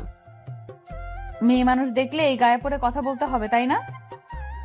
কখন আবার মেয়েদের সাথে কথা বললাম? ও, এখন তো মনে করিয়ে দিতে হবে। আসার সময় কি ওই মেয়ের সাথে কথা বলিসনি? এত হেসে হেসে কি কথা শুনি? ও তো আমার ভালো ফ্রেন্ড। তাহলে ওর কাছে যা, আমার সাথে কথা বলবি না। আমি ওর সাথে কথা বলছি, তাতে আপনার কি? আপনি এত রাখছেন কেন? আমারই তো সব। মানে? কিছু না। বলেই শুয়ে পড়লো। কি আজব মেয়ে রে বাবা, এখন দেখছি কারোর সাথে কথা বলতে দেবে না। নিজে তো ভালোভাবে কথা বলেই না, আবার অন্য কারোর সাথে কথা বললে রেগে যায়। মেয়েদের মন বোঝা আসলে অনেক কঠিন। কি কখন কি চায় তারাই ভালো জানে। কি বলছিস? আপনি এখনো ঘুমাননি? তুই ঘুমাবি না? ঘুমাচ্ছি। সকালে ঘুম থেকে উঠে তো অবাক, আপু আমাকে জড়িয়ে ধরে শুয়ে আছে। আমার শরীর কাঁপছে, হার্টবিট বেড়ে যাচ্ছে। কিন্তু কি আর করব, এত রোমান্টিক হলে তো চলবে না। আপুকে ডাকতে লাগলাম। আপু আমাকে জড়িয়ে ধরে শুয়ে আছে কেন? আমি আমার হাজবেন্ডকে জড়িয়ে আছি। তোর কোনো সমস্যা? আপনার হাজবেন্ড মানে বুঝলাম না। এখন ঘুমাতে দে, বেশি কথা বলিস না। আপনি ঘুমাবেন ভালো কথা, আমাকে তো ছাড়েন। আমার ইচ্ছে হয়েছে তাই ঘুমিয়েছি। ডিস্টার্ব করিস না তো এখন। হারামজাদি কয় কি, আমাকে জড়িয়ে আছে, আবার আমাকেই বলছে ডিস্টার্ব না করতে। মনে হচ্ছে লাথি মেরে মঙ্গল গ্রহে পাঠিয়ে দেই। কিন্তু ততক্ষণে ভাবলাম, যদি সেখানে পাঠিয়ে দেই আমার কি হবে? আমি তো আপুকে ভালোবাসি। নিজেকে শান্ত করে বললাম, আপনি ঘুমান, আমি মানা করেছি নাকি? কিন্তু আমাকে ছাড়ুন। তারপর আপু আমাকে ছেড়ে দেয়। আপনি চাইলে আরো ঘুমাতে পারেন। আমি ফ্রেশ হয়ে নাস্তা করে রুমে এসে দেখি বাচ্চাদের মতো বালিশটাকে জড়িয়ে ধরে শুয়ে আছে। এটা দেখে আমার ঠোঁটের কোণায় হাসি ফুটে উঠেছে। কালকে দিনটা আমার কাছে অনেক ভালোই লাগছিল। যত দিন যাচ্ছে আপুর প্রতি দুর্বলতা কাজ করছে। কেন জানি অনেক ভালোবেসে ফেলেছি। আপুকে ছাড়া হয়তো এখন 1 সেকেন্ডও বাঁচতে পারবো না। আমি কি আমার মনের কথা বলে দিব? কিন্তু তখন যদি রেগে যায়? কিন্তু আমার মনের কথা না বলা পর্যন্ত তো আমি শান্তি পাচ্ছি না। সব সময় আপুর প্রতি ভালোবাসা, দুর্বলতা, ওকে স্পর্শ করার ইচ্ছা, ওর প্রতি নেশা আমার ভেতরটাকে শেষ করে ফেলছে। আচ্ছা, আপু কি আমাকে ভালোবাসে? ওর ব্যবহার দেখে তো তাই মনে হচ্ছে। আপুও আমাকে ভালোবাসে, কিন্তু বলতে পারছে না। আচ্ছা, আমি কি সরাসরি গিয়ে বলে দিব? আমরা কি সবকিছু ভুলে দুজন দুজনকে ভালোবাসতে পারি না? আজকে বলে দিব, যা হবার হবে। এদিকে তানিশা ঘুম থেকে উঠে আমাকে কোথাও খুঁজে পাচ্ছে না। সকাল থেকে একবারও দেখছে না। তানিশাও আমাকে ভালোবাসে, কিন্তু কখনো বলতে পারছে না। কারণ একে তো ও একটা মেয়ে, তার উপর আমি ওর চাচাতো ভাই, তার উপর ছোট লজ্জার কারণে বলতে পারছে না। কিন্তু মন থেকে রাহিকেই ভালোবাসে। রাত্রে বাড়ি আসার সময় আপুর জন্য আইসক্রিম, চকোলেট আর ফুল নিয়ে আসলাম। যেগুলো আপুর পছন্দ করে সেগুলো নিয়ে আসি। আজকে আমার মনের কথা বলেই দিব, পরে যা হবার দেখা যাবে। বাড়িতে এসে এগুলো নিয়ে সোজা আমার রুমে চলে এলাম। আমার রুমের মধ্যে ঢুকতে যাব, তখনই দেখি আপু কারোর সাথে ফোনে কথা বলছে। কি যেন মনে করে আর ভিতরে গেলাম না। দরজার ওপাশে দাঁড়িয়ে শুনতে লাগলাম, হ্যাঁ, আমি সত্যি ওকে ভালোবাসি আর ওর সাথে সারা জীবন থাকতে চাই। কিন্তু এই ঝামেলাটা থেকে আগে বের হই, তারপর আব্বু আম্মুকে সব বলে আমরা দুজন হানিমুনে যাব। তাদের কথা শুনে আমি তো অনেক বড় একটা ধাক্কা খাই। তার মানে আপু অন্য কাউকে ভালোবাসে। মুহূর্তের মধ্যে আমার সব আশা ভরসা সব নষ্ট হয়ে যায়। আমি কখনো ভাবতে পারিনি আমি ওর কাছে এত বড় একটা সমস্যা। আমি ফুলগুলো ফেলে দিয়ে আইসক্রিম আর চকলেট চুটকিকে দিয়ে দিলাম। না নয়, আমি ওকে মুক্ত করে দিব। আমি তাদের মাঝে ঝামেলা হয়ে থাকতে চাই না। তাই অনেক কিছু ভেবে সিদ্ধান্ত নিলাম আমি ওকে ডিভোর্স দিয়ে দিব। ও যদি অন্য কাউকে নিয়ে সুখে থাকতে চায় আমি বাধা দিব না। আমি রুমে ঢুকতেই আপু ফোন রেখে দেয়। সারাদিন কই ছিলি? একবারও বাড়িতে দেখলাম না। একটা কাজ ছিল। সারাদিন কিছু খেয়েছিস? দাঁড়া, আমি তোর জন্য খাবার আনছি। না না, আমি খাবো না, বাইরে থেকে খেয়ে এসেছি। যে কথাগুলো শুনেছি আর খাবার মুখে দিয়ে কি আর যাবে। তোর সাথে আমার কিছু কথা ছিল। বলেন। অনেক দিন থেকেই বলতে চেয়েছিলাম কিন্তু বলতে পারিনি। জানি না এই বিষয়টা তুই কিভাবে নিবি। অত কিছু না বলে আসল কথাটা বলেই ফেলুন।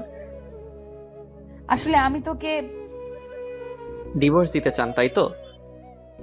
মানে মানেটা খুব সহজ। আপনি আর এই মিথ্যা সম্পর্ক রাখতে চান না, তাই আমাকে ডিভোর্স দিতে চান। সমস্যা নেই, দিয়ে দিব। আপনার ইচ্ছা আমি খুব তাড়াতাড়ি পূরণ করে দিব। আমি ডিভোর্স পেপার রেডি করছি। আপনি আপনার পছন্দ মতো একটা ছেলেকে বিয়ে করে নিয়েন। কিন্তু আমি তো বাড়িতে কিভাবে জানবেন? ওইটা আপনাকে চিন্তা করতে হবে না, আমি ম্যানেজ করে নিব। তারপর আমি আর আপুকে কিছু বলার সুযোগ না দিয়ে ফ্লোরে শুয়ে পড়লাম। আর বেশিক্ষণ কথা বললে হয়তো চোখ দিয়ে বন্যা শুরু হয়ে যেত। যাকে এতটা ভালোবাসি সে আজ আমাকে এভাবে ছ্যাঁকা দিয়ে দিল। এসব ভাবতে ভাবতে কখন ঘুমিয়ে পড়েছি মনে নেই। হঠাৎ কারো কান্না করার আওয়াজ শুনে ঘুমটা ভেঙে যায়। চোখ খুলে দেখি তানিশা আপু কান্না করতেছে। কি ব্যাপার, এত রাতে কান্না করছেন কেন? কিছু না, এমনি। আজব তো, এত রাতে কেউ কাঁদে? নিজেও ঘুমাচ্ছেন না, আমাকেও ঘুমাতে দিচ্ছেন না। আচ্ছা তুই ঘুমা। আমি ঘুমিয়ে যাই। এদিকে তানিশা ভাবতে থাকে, কেন তোকে বলতে পারলাম না আমি তোকে কতটা ভালোবাসি? আমাকে একবার বলার সুযোগ না দিয়ে তুই সব বলে গেলি।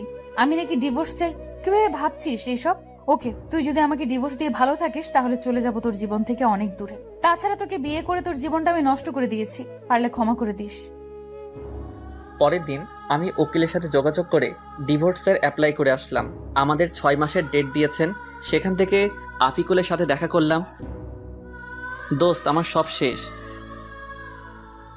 কেন, তোর আবার কি হলো? আর কাঁদছিস কেন? তানিশা আমার কাছে থেকে ডিভোর্স চাই। কি বলছিস এসব তুই? হ্যাঁ, আমি সত্যি বলছি। তাহলে কি করবি এখন তুই? আমার সাথে চল। কোথায়? চল না। আমি আর আফিকুল একটা বারে আসলাম। এখানে আনলি কেন? ড্রিঙ্কস করবো তাই। তুই কি ড্রিঙ্কস করিস? হুম। কিন্তু তুই তো আজ পর্যন্ত একটা সিগারেটও মুখে নিয়ে দেখিস নাই। আজকের মতো তো আর কখনো কষ্ট পাই নাই। তারপর আমরা দুজনই ড্রিঙ্কস করি। আমি একটু বেশি খেয়েছি, যার কারণে নিজেকে কন্ট্রোল করতে পারছি না। তাই আফিকুল আমাকে বাড়িতে নিয়ে আসে। বাড়িতে দরজায় নক করতে তানিশা দরজা খুলে দেয়। ভাবি, আসলে আজকে রাহি একটু ড্রিঙ্ক করে ফেলেছে। আচ্ছা ঠিক আছে, আপনি ওকে ভেতরে নিয়ে আসুন। তারপর আফিকুল আমাকে রুমে রেখে চলে যায়। একটু পরে আপু আসলো। তুই ড্রিঙ্কস করেছিস? হ্যাঁ, হুম, করেছি। তোর কোনো সমস্যা? তুই তো আগে এমন ছিলি না। সবসময় কি একরকম থাকতে হবে? এই বলে আমি তানিশার দিকে এগোচ্ছি আর তানিশা পিছনে যাচ্ছে। এদিকে আসছিস কেন? আমার ইচ্ছে হয়েছে, আমি আমার বউকে আদর করব, যা ইচ্ছা তাই করবো। আপনার কোনো সমস্যা? আমি তোকে আগেই বলেছিলাম। পুরো কথা শেষ হওয়ার আগে আমি ওকে ধরে ফেলি। কি করছিস? ছাড় আমাকে। আজকে আমার বউয়ের অধিকার নিয়েই ছাড়বো। এই বলে তানিশার কাছে যেতেই ধাক্কা মেরে বিছানায় ফেলে দিল। এত জোরে ধাক্কা দেয় যে আমি আর উঠতেই পারি না। একে তো নেশা করা অবস্থায় কখন যে ওখানেই ঘুমিয়ে পড়ি নিজেই জানি না। সকালে উঠে দেখি আজকে আমার আগে আপু উঠেছে। তাতে আমার কি, আমি আর ওকে নিয়ে ভাবতে চাই না। ফ্রেশ হয়ে নিচে আসলাম, কিন্তু তানিশাকে কোথাও দেখতে পাচ্ছি না। কি ব্যাপার, গেল কই? তারপর কিচেনে গেলাম, গিয়ে দেখি আম্মু আছে, তানিশা নেই। আম্মু, তানিশা কোথায়? ও তাসনিয়া রুমে আছে। আচ্ছা। তারপর তাসনিয়ার রুমে গেলাম, গিয়ে দেখি দুজনে বসে কি যেন বলছে। আমাকে দেখে তাসনিয়া বলতে লাগলো, ভাইয়া কেমন আছিস? ভালো, তুই? আমিও ভালো। ভাবিকে ডাকতে এসেছিস? না, এমনিতেই তোকে দেখতে এসেছিলাম। হ্যাঁ, আগে তো এত ভালো ছিলি না, এখন কি ব্যাপার? ভাবি যাও, ভাইয়া তোমাকে দেখতে না পেয়ে মনটাকে সান্ত্বনা দিতে পারছে না। তুই কিন্তু একটু বেশি পেকেছিস। দেখছো ভাবি, তোমার সামনে ভাইয়া আমাকে বকা দিচ্ছে। এতক্ষণ চুপ ছিল, এবার বলল, ওকে আর জ্বালাতে হবে না, চলো। তারপর আমি আর আপু চলে আসলাম। পিছনে ফিরে দেখলাম হারামিটা মিটমিট করে হাসছে। কিছু বলবি? আসলে কালকে রাতের জন্য সরি। আপু মাথা নিচু করে আছে। আসলে কালকে রাতে মনে হয় একটু বেশি করে ফেলেছি। আমি কখনো ভাবিনি এমনটা হবে। প্লিজ মাফ করে দিয়েন। আচ্ছা ঠিক আছে, তখন তুই হুঁশে ছিলি না, কিন্তু তুই ড্রিঙ্কস কেন করেছিস? এমনি, বাদ দেন। বলে চলে আসতে চাইছিলাম, এমনই সময় আপু আমার হাত টেনে ধরে। আপুর হাতের ছোঁয়ায় কেমন যেন বুকের মধ্যে ইলেকট্রিক শক লাগলো। আমাকে ইগনোর করছিস কেন? কই না তো। তাহলে বললি না কেন? এমনি ভালো লাগছে না। ও আচ্ছা, বলতে হবে না। তারপর আপু চলে যায়। সারাদিন আর একবারও কথা বলেনি। তাতে আমার কি, দুজনে দূরে দূরে থাকাই ভালো। কিছুদিন পর আবার শরীরটা অনেক খারাপ হয়ে যায়। এই কয়দিনে তানিশার সাথে দরকার ছাড়া কোনো কথা হয় নাই। তানিশাও দরকার ছাড়া কথা বলেনি। দেখি, সোজা হয়ে শো, আমি তোকে জলপট্টি দিচ্ছি। লাগবে না আমার, আমি ঠিক আছি। লাগবে না মানে? জ্বর তো এখনো কমেনি। তো কি হয়েছে, মরেই তো যাব। তার থেকে তো বেশি কিছু না। এত বেশি কেন বুঝিস সব সময়? আমি বেশি বুঝি, তাতে আপনার কি? আজব তো, এরকম করছিস কেন তুই আমার সাথে? কি করছি? কিছু না, এখন চুপ করে থাক। কিছু আর বললাম না। জানি আরো কিছু বললে হয়তো কষ্ট পাবে, আর কিছু শুনবেও না, তাই শুয়ে থাকলাম। আপু আমাকে জলপট্টি দিয়ে দিল। যতদিন পর্যন্ত সুস্থ হয়নি আমার পাশে থেকেছে, কিন্তু একবারও ভালোভাবে কথা বলেনি। এত যত্ন করিস কিন্তু ভালোবাসি কথাটা বললেও কি হয়? নিজেও কষ্ট পাবে, আমাকেও কষ্ট দিবে। ফাজিল একটা মাইয়া। কিছুদিন পর বলে ও নাকি তাদের বাড়িতে যাবে। কাল আমাকে আমাদের বাড়িতে নিয়ে যাবি? কি ব্যাপার, আগে তো বললে না না করতো, আজ বলতেই রাজি হয়ে গেল। পরের দিন আপুকে তাদের বাড়িতে নিয়ে যাই। আপুকে রেখে আসতে যাব তখন।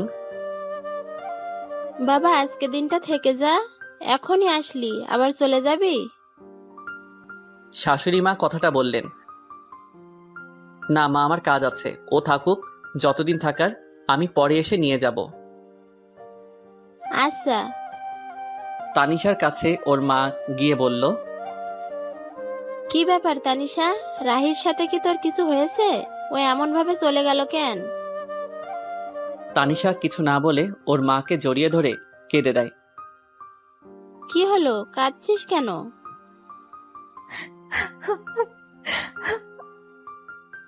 কি হয়েছে পাগলি মেয়ে, এভাবে কাঁদছিস কেন? রাহি কি তোকে কিছু বলেছে? আম্মু, আমি রাহিকে ভালোবেসে ফেলেছি, কিন্তু বলতে পারছি না। ও অন্য কিছু ভেবে আমার উপর রেগে আছে। তারপর ওর মাকে সব খুলে বলে। আমি রাহির সাথে কথা বলে দেখছি। না আম্মু, তোমাকে বলতে হবে না।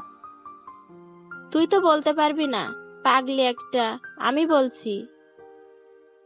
না, আমিই বলবো, তারপর যা হবার হবে। ওকে, তাহলে এবার কান্না থামা, পাগলি একটা। এদিকে আমি বাড়িতে এসে কিছু ভালো লাগে না। মনটা শুধু হাহাকার করছে। কি যেন নেই মনে হচ্ছে। আপুকে ওখানে রেখে এসে তো এখন রুমটা ফাঁকা ফাঁকা মনে হচ্ছে। ওকে কি নিয়ে আসবো? কিন্তু এত রাতে কিভাবে যাব? কাল সকালে গিয়ে নিয়ে আসবো। তা না হলে ওকে দেখতে না পেয়ে মরেই যাব। এদিকে রাতটা যেন কাটতেই চাচ্ছে না। এপাশ ওপাশ করছি। এদিকে তানিশাও অস্থির অস্থির লাগছে। কেন যেন রাহিকে ছাড়া ভালো লাগছে না। অনেক কষ্টের পর সকাল হলো। আমি রেডি হয়ে বেরিয়ে পড়বো। তখনই এত তাড়াহুড়ো করে কোথায় যাচ্ছিস? একটা কাজে। তোর আবার কিসের কাজ? আছে একটা জরুরি কাজ, আমি যাচ্ছি বলে চলে আসলাম। এতক্ষণ পর তানিশা আপুর বাড়িতে চলে আসলাম। এসে কলিং বেল চাপ দিতেই আমার চাচা মানে শ্বশুর মশাই দরজা খুলে আমাকে দেখতে পান। আরে রাহি বাবা, এত সকালে যে? ভেতরে আসতে বলবেন না? আরে আয়, এটা তো তোরই বাড়ি। কে এসেছে গো? দেখে যাও, তোমার মেয়ে জামাই এসেছে। ও রাহি, বাবা ভিতরে এসে বসো। আম্মু, তানিশা কই? ওর ঘরে আছে। আচ্ছা। আমি আর এক মুহূর্তে এখানে না দাঁড়িয়ে আপুর রুমে চলে এলাম। এসে দেখি মহারানী মন খারাপ করে শুয়ে আছে। আমি একটু আওয়াজ করলাম, দেখলাম কোনো সারা শব্দ নেই। আপনার কি মন খারাপ? দেখি আমার কথা শুনে আমার দিকে তাকালো, কিন্তু ওকে দেখে মনটা খারাপ হয়ে গেল। মহারানী শুয়ে শুয়ে কান্না করছিল। তুই এখানে এসেছিস কেন? কেন, আমার শ্বশুর বাড়িকে আমি আসতে পারি না? না, আসবি না, চলে যা এখান থেকে। কিন্তু আমি তো চলে যেতে আসিনি, আমি তো আপনাকে সাথে করে নিয়ে যেতে এসেছি। আমি কেন তোর সাথে যাব? আমি নিয়ে যাব তাই। আমি যাব না, তুই চলে যা এখান থেকে। আমি তো যাব না আপনি না গেলে। কেন? আমি তোর কে? আপনি আমাকে চাচাতো বউ। এসেছে বউ বউ করতে, যাব না আমি। তানিশা, বললাম তো যাব না। আমি তোমাকে অনেক ভালোবাসি, নিজের থেকে অনেক বেশি। চলো আমার সাথে। কি বললি? ভালোবাসি। কাকে? তোমাকে। প্রথম দিন কি বলেছিলাম? আমি এত কিছু জানি না, আমি জানি তুমিও আমাকে ভালোবাসো। আমার ভেবে দেখতে হবে। আচ্ছা, কিন্তু বাড়িতে চলো আমার সাথে প্লিজ। কিন্তু আব্বু তো আজকে যেতে দিবে না। সেটা আমি দেখতেছি, চলো। তারপর আমি ওকে নিয়ে চলে আসতে লাগলাম। আরে তোমরা কই যাও? চাচা, বাড়ি যাব। কিন্তু এখনই তো এলে। আমাদের দরকার আছে। ওদের যেতে দাও।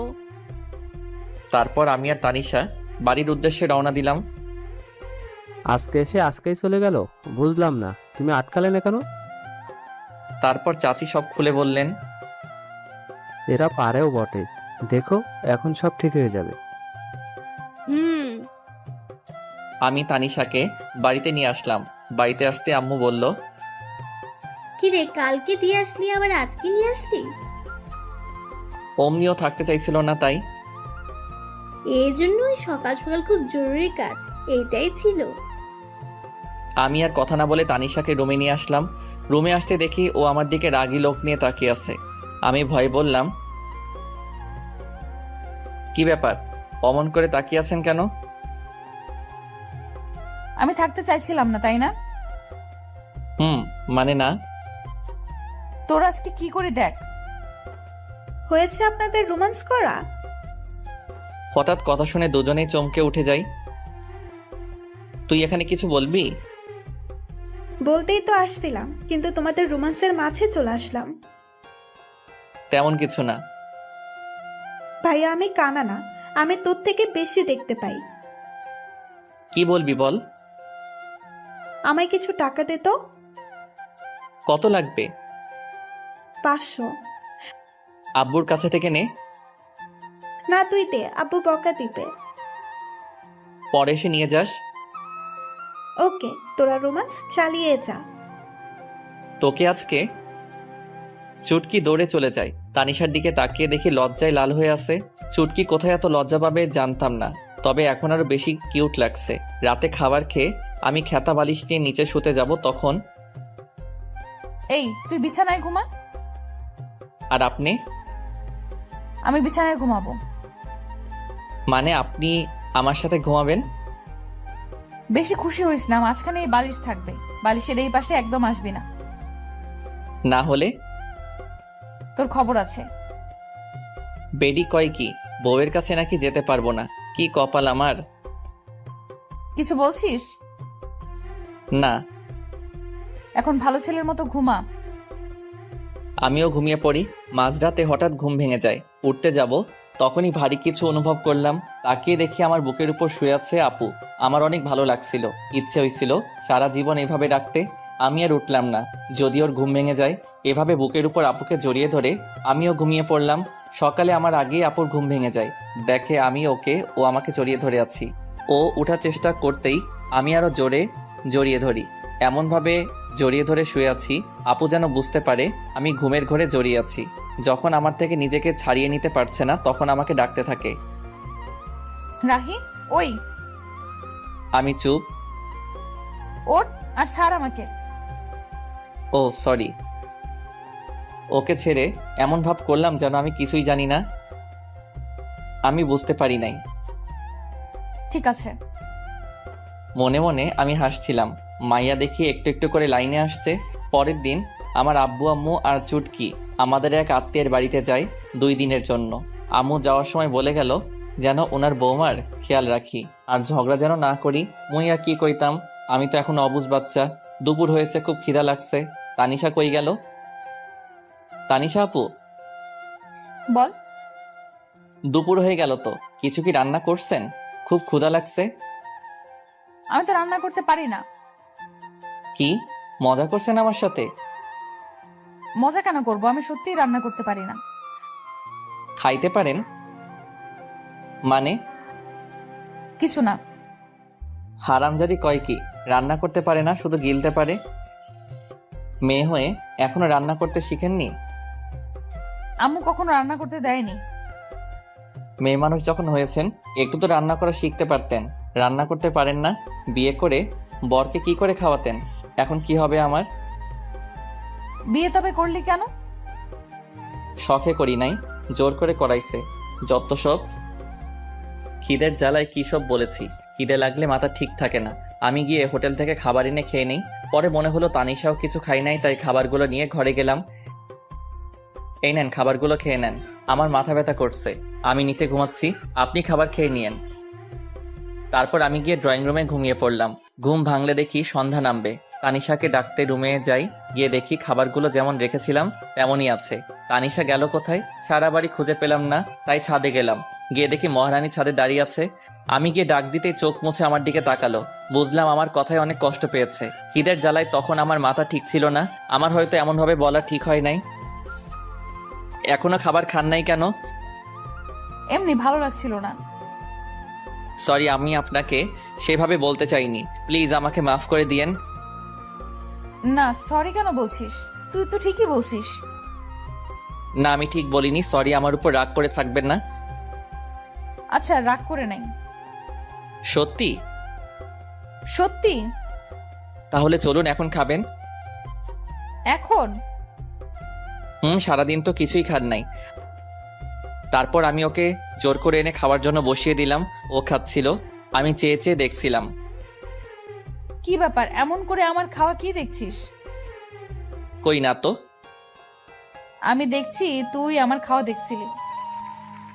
দেখছি তো, কি হয়েছে? কেন, আমার নজর লাগবে না বুঝি? আমি আমার বউয়ের খাওয়া দেখছি, তাতে আপনার কি? কে তোর বউ?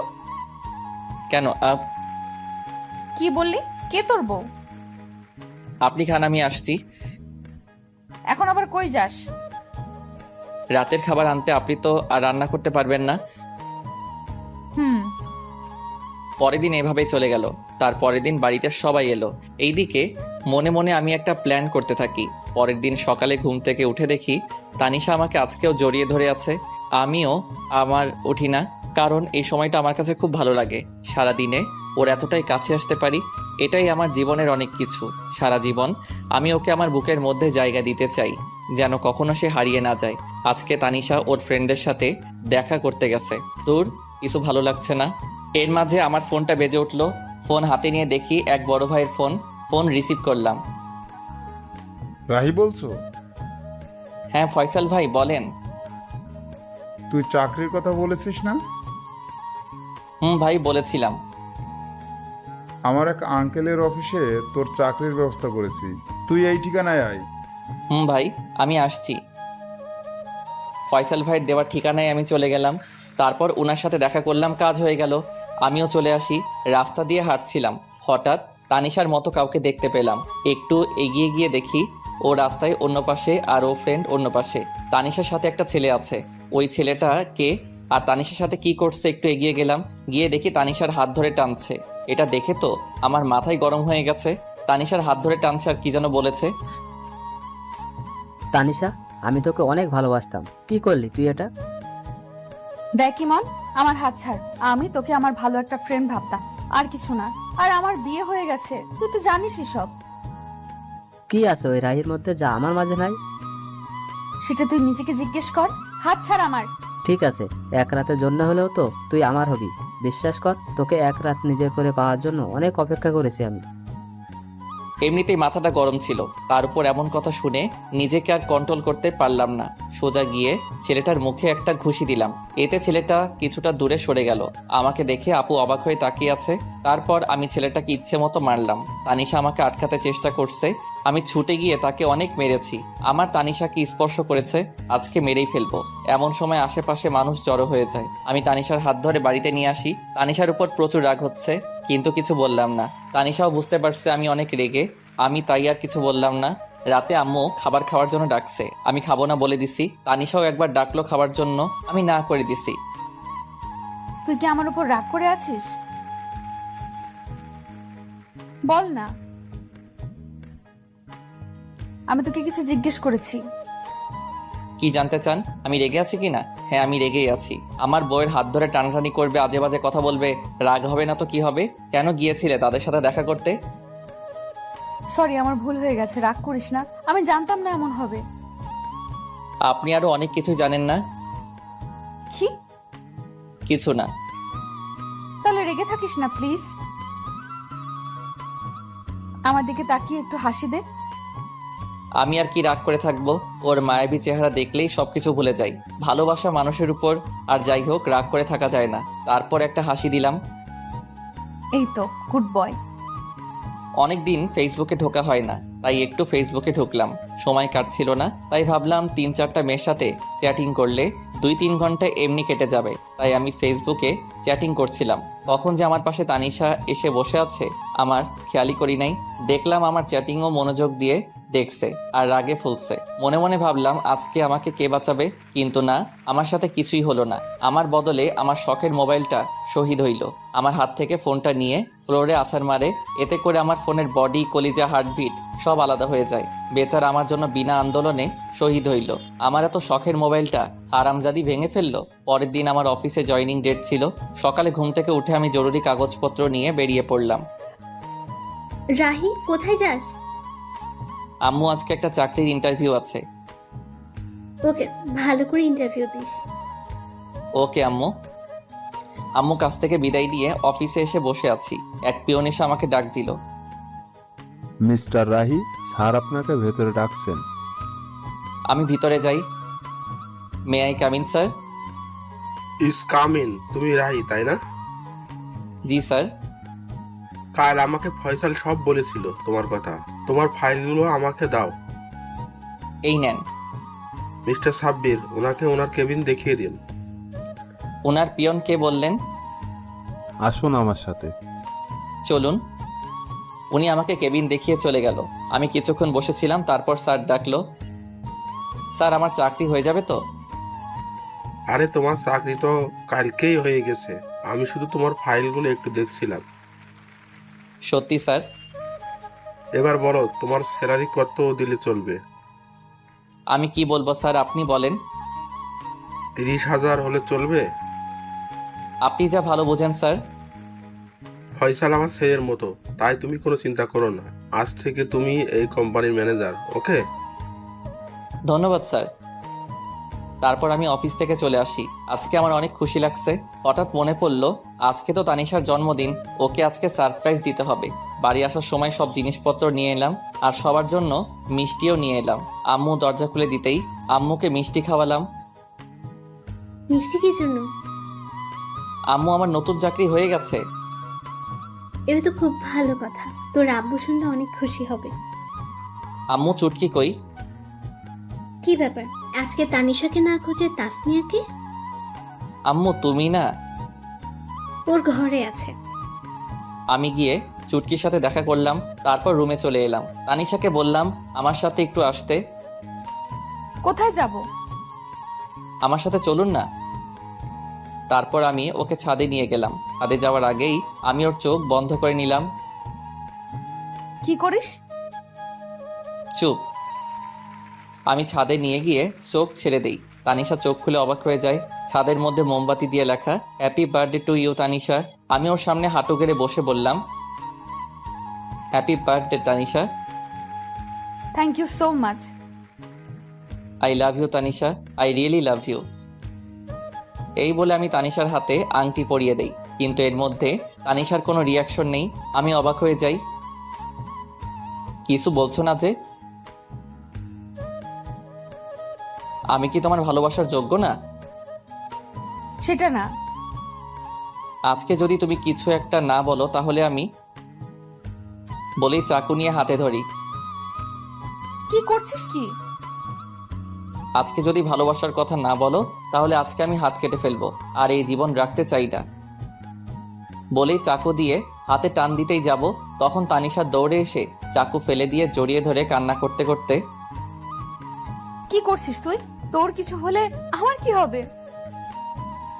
কেন, তুমি তো আমাকে ভালোবাসো না? কে বলছে? অনেক ভালোবাসি তোকে। তাহলে বলনি কেন আগে? এমনি। তুই কখনো বলেছিস? বলেছি। ভালো করছিস। ভালোবাসি। জানি তো। অনেকক্ষণ তানিশা আর আমি একে অপরকে জড়িয়ে ধরে থাকি। কেকটা কাটো। তোর মনে ছিল? আমার একমাত্র বউয়ের জন্মদিন আমার মনে থাকবে না? হয়েছে হয়েছে, আর পাম মারতে হবে না। তারপর আমি আর তানিশা মিলে কেকটা কাটি। আমি ওকে খাইয়ে দেই আর ও আমাকে খাইয়ে দেয়। এই মুহূর্তটা আমার কাছে মনে হলো নতুন অনুভূতি। এতদিন পর আজকে আমার খুশি লাগছে। অনেক রাত হয়েছে, চলো এখন। এমন ভাবে যাব না। তাহলে? আমি হেঁটে যেতে পারবো না। তাহলে কিভাবে যাবেন? বুঝতে পারছিলাম ও আমার খুলে উঠে যাওয়া কথা বলছে, তার জন্য এমন করে বলেছে। আমি না বোঝার ভান করলাম। সব কথা কি মুখে বলতে হয়? বুঝতে পারছি। বলে তানিশাকে খুলে তুলে নিলাম, আমার গলা জড়িয়ে ধরলো। আমি ছাদ থেকে ওকে রুমে নিয়ে আসলাম। রুমে এসে তো তানিশা অবাক হয়ে যায়। রুমটা এত সুন্দর করে কে সাজালো? তানিশার পছন্দ সব ফুল দিয়ে সাজানো। পছন্দ হয়েছে? অনেক। কে করলো এসব? সেটা না হয় পরে জানবে। ওকে। তারপর আমি দরজা লাগিয়ে তানিশাকে বিছানায় ফেলে দেই। আমি তানিশার উপরে উঠে ওকে দেখতে থাকি। তানিশা আমাকে ধাক্কা দেয়, কিন্তু লাভ হয় না।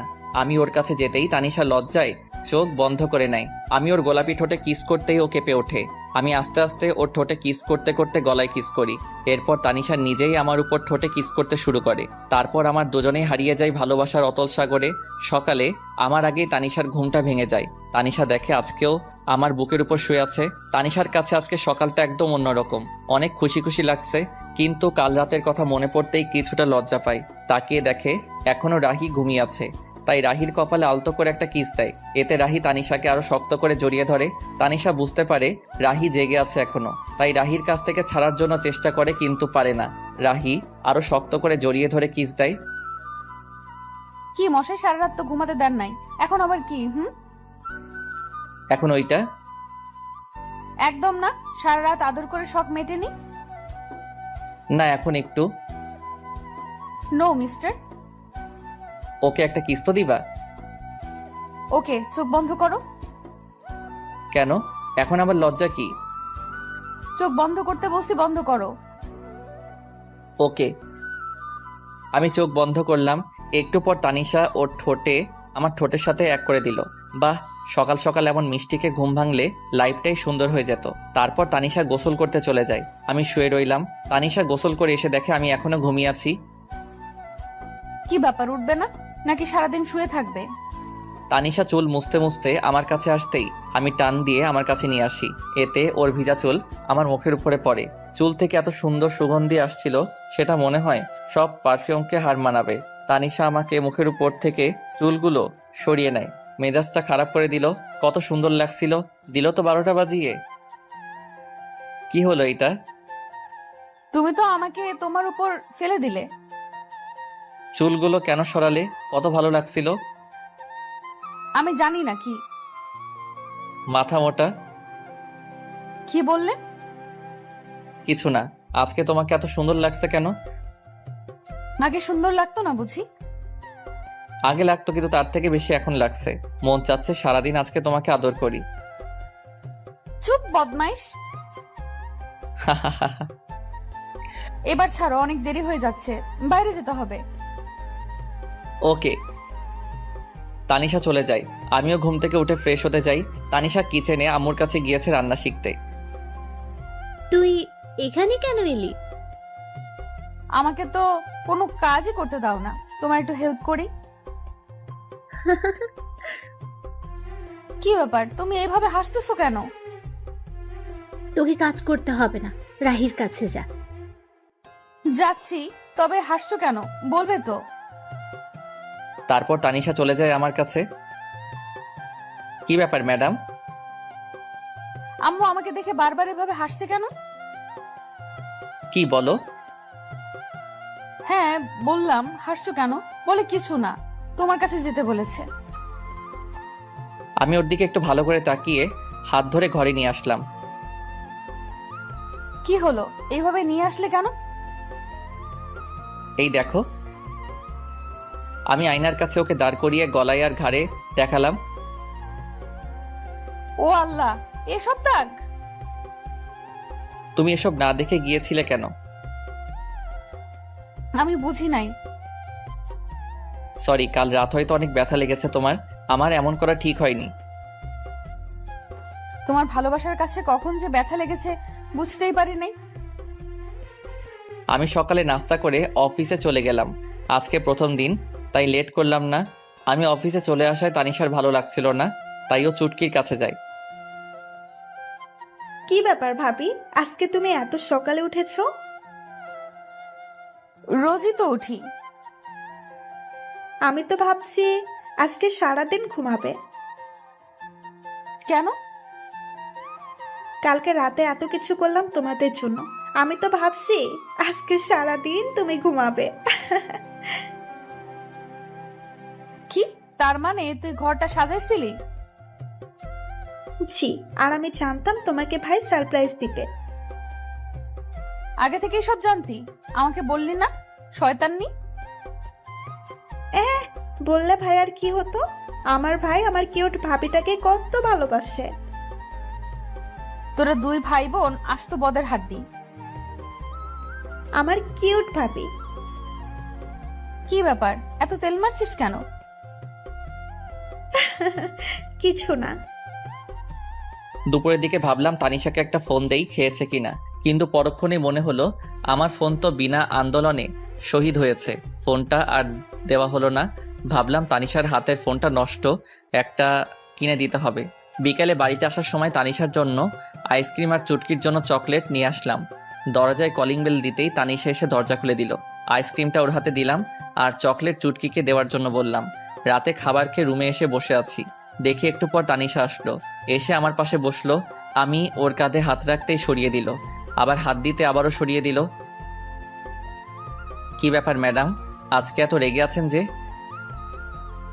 কালকে সব প্ল্যান চুটকি জানতো, তাই না? না মানে হ্যাঁ, ভয়ে। পিচ্চি মেয়েটাকে নিজের মতো করে তৈরি করছো? ও পিচ্ছি, এখনই সব বুঝে। তার মানে কিছু না বাবু। এই একদম আমাকে বাবু বলবি না, আমি কারো বাবু নয়। আরে সোনা, রাগ করছো কেন? নিজের করে পেতে একটু হেল্প করছে। এবার একটু কাছে আসো, আদর করি বলে জড়িয়ে ধরে কিস দিলাম। এবার হয়েছে তো, ছাড়ো আমায়, এখনো মন ভরে নাই। মন ভরে নাই, আরেকটা দিলে ভালো হতো। একটা কেন, 1000টা দিবা, তবে একটা শর্ত আছে, সেটা মানতে হবে। আগে বলো রাখবে, আমার কথা ঠান্ডা মাথায় জবাব দিবে। দিব, বলো। অফিসে কি কোনো মেয়ে আছে? তাদের সাথে কি তুমি কথা বলো? তানিশার কথা শুনে রাহি তো রাগে আগুন, কিন্তু কথা দেওয়ার কারণে ঠান্ডা মাথায় জবাব দিল, দেখো অফিসে মেয়ে মানুষ থাকবে এটা স্বাভাবিক, কিন্তু তাদের সাথে প্রয়োজন ছাড়া কথা বলি না। তাদের সাথে কি হেসে হেসে কথা বলো? যদি বলো এখন থেকে আর বলবে না, কেমন? ঠিক আছে, কিন্তু তারা যদি বলে? বলবে এসব ঠিক নয়, আর বেশি বললে বলবে বউ বারণ করছে। কিন্তু অফিসে সবাই তো জানে আমি এখনো বিয়ে করিনি। কি? ওই হারামজাদা, তুই আমাকে বিয়ে করিস নাই, আদর করিস নাই, তারপরও কেন বলিস নাই তোর বিয়ে হয়েছে? এখন বুঝেছি, আমায় রেখে তুই অন্য মেয়েদের সাথে প্রেম করে বেড়াস। ছি ছি, তুই এত খারাপ। আরে কি বলো, কার সাথে প্রেম করতে যাব? আর কেনই বা করব, ঘরে এত সুন্দর বউ থাকতে। তুমি সত্যি অন্য মেয়েদের সাথে প্রেম করো না? না রে বাবা, সত্যি কারোর সাথে প্রেম করি না। আর তুমি এতদিনে এই চিনলে আমাকে? কাল অফিসে গিয়ে সবাইকে বলে দিবে তোমার বিয়ে হয়েছে। আর যদি না বলো তাহলে তোমার সাথে কখনো কথা বলবো না, তোমাকে আদর করব না, বলে দিলাম কিন্তু। বলবো। এই তো আমার লক্ষ্মী জামাই। সকালে। এই তুমি ওঠো, সকাল হয়েছে, অফিসে যেতে হবে না? উঠছি। উঠছি মানে? তাড়াতাড়ি ওঠো, না হলে পানি ঢেলে দিব। এই যে উঠে পড়েছি, আর আমি আগেই টের পেয়েছি, কিন্তু ইচ্ছে করে উঠিনি। কেন কেন? দেখলাম আমার বউটা ঠিকঠাক কাজ করতে পারে কিনা। ভালো করেছেন জনাব, এখন গিয়ে ফ্রেশ হয়ে নিন, আমি নাস্তা রেডি করছি। আমি ফ্রেশ হয়ে নাস্তা করে নিলাম। এই যে কাল কি বলেছিলাম সব মনে আছে তো? সব মনে আছে। আরেকটি কথা মনে করেও করতে পারছি না, মনে মনে ভাবছি। কি হলো, এইভাবে দাঁড়িয়ে আছো যে? অফিস যাবে না? তো কি করব, তুমি যেতে দিলে কই? আমি আবার কি করলাম? তোমাকে টেনে ধরেছি নাকি? ধরেছে, ওই তো এখন একটা কিস দিয়েছো না বলেছো। ও আমি তো ভুলেই গেছিলাম, তার জন্য বুঝি আমার বরটা রাগ করে দাঁড়িয়ে আছে। দাঁড়াও দিচ্ছি। মুয়া। কিন্তু এখন আর রাগ হচ্ছে না। আমি তানিশার কাছে থেকে বিদায় নিয়ে অফিসে চলে এলাম। আজ একটু খুশি খুশি লাগছে। তানিশার কথা ভাবছিলাম, হঠাৎ কারো আসার শব্দ শুনে আমি চমকে উঠলাম। স্যার, এসে বিরক্ত করলাম না তো?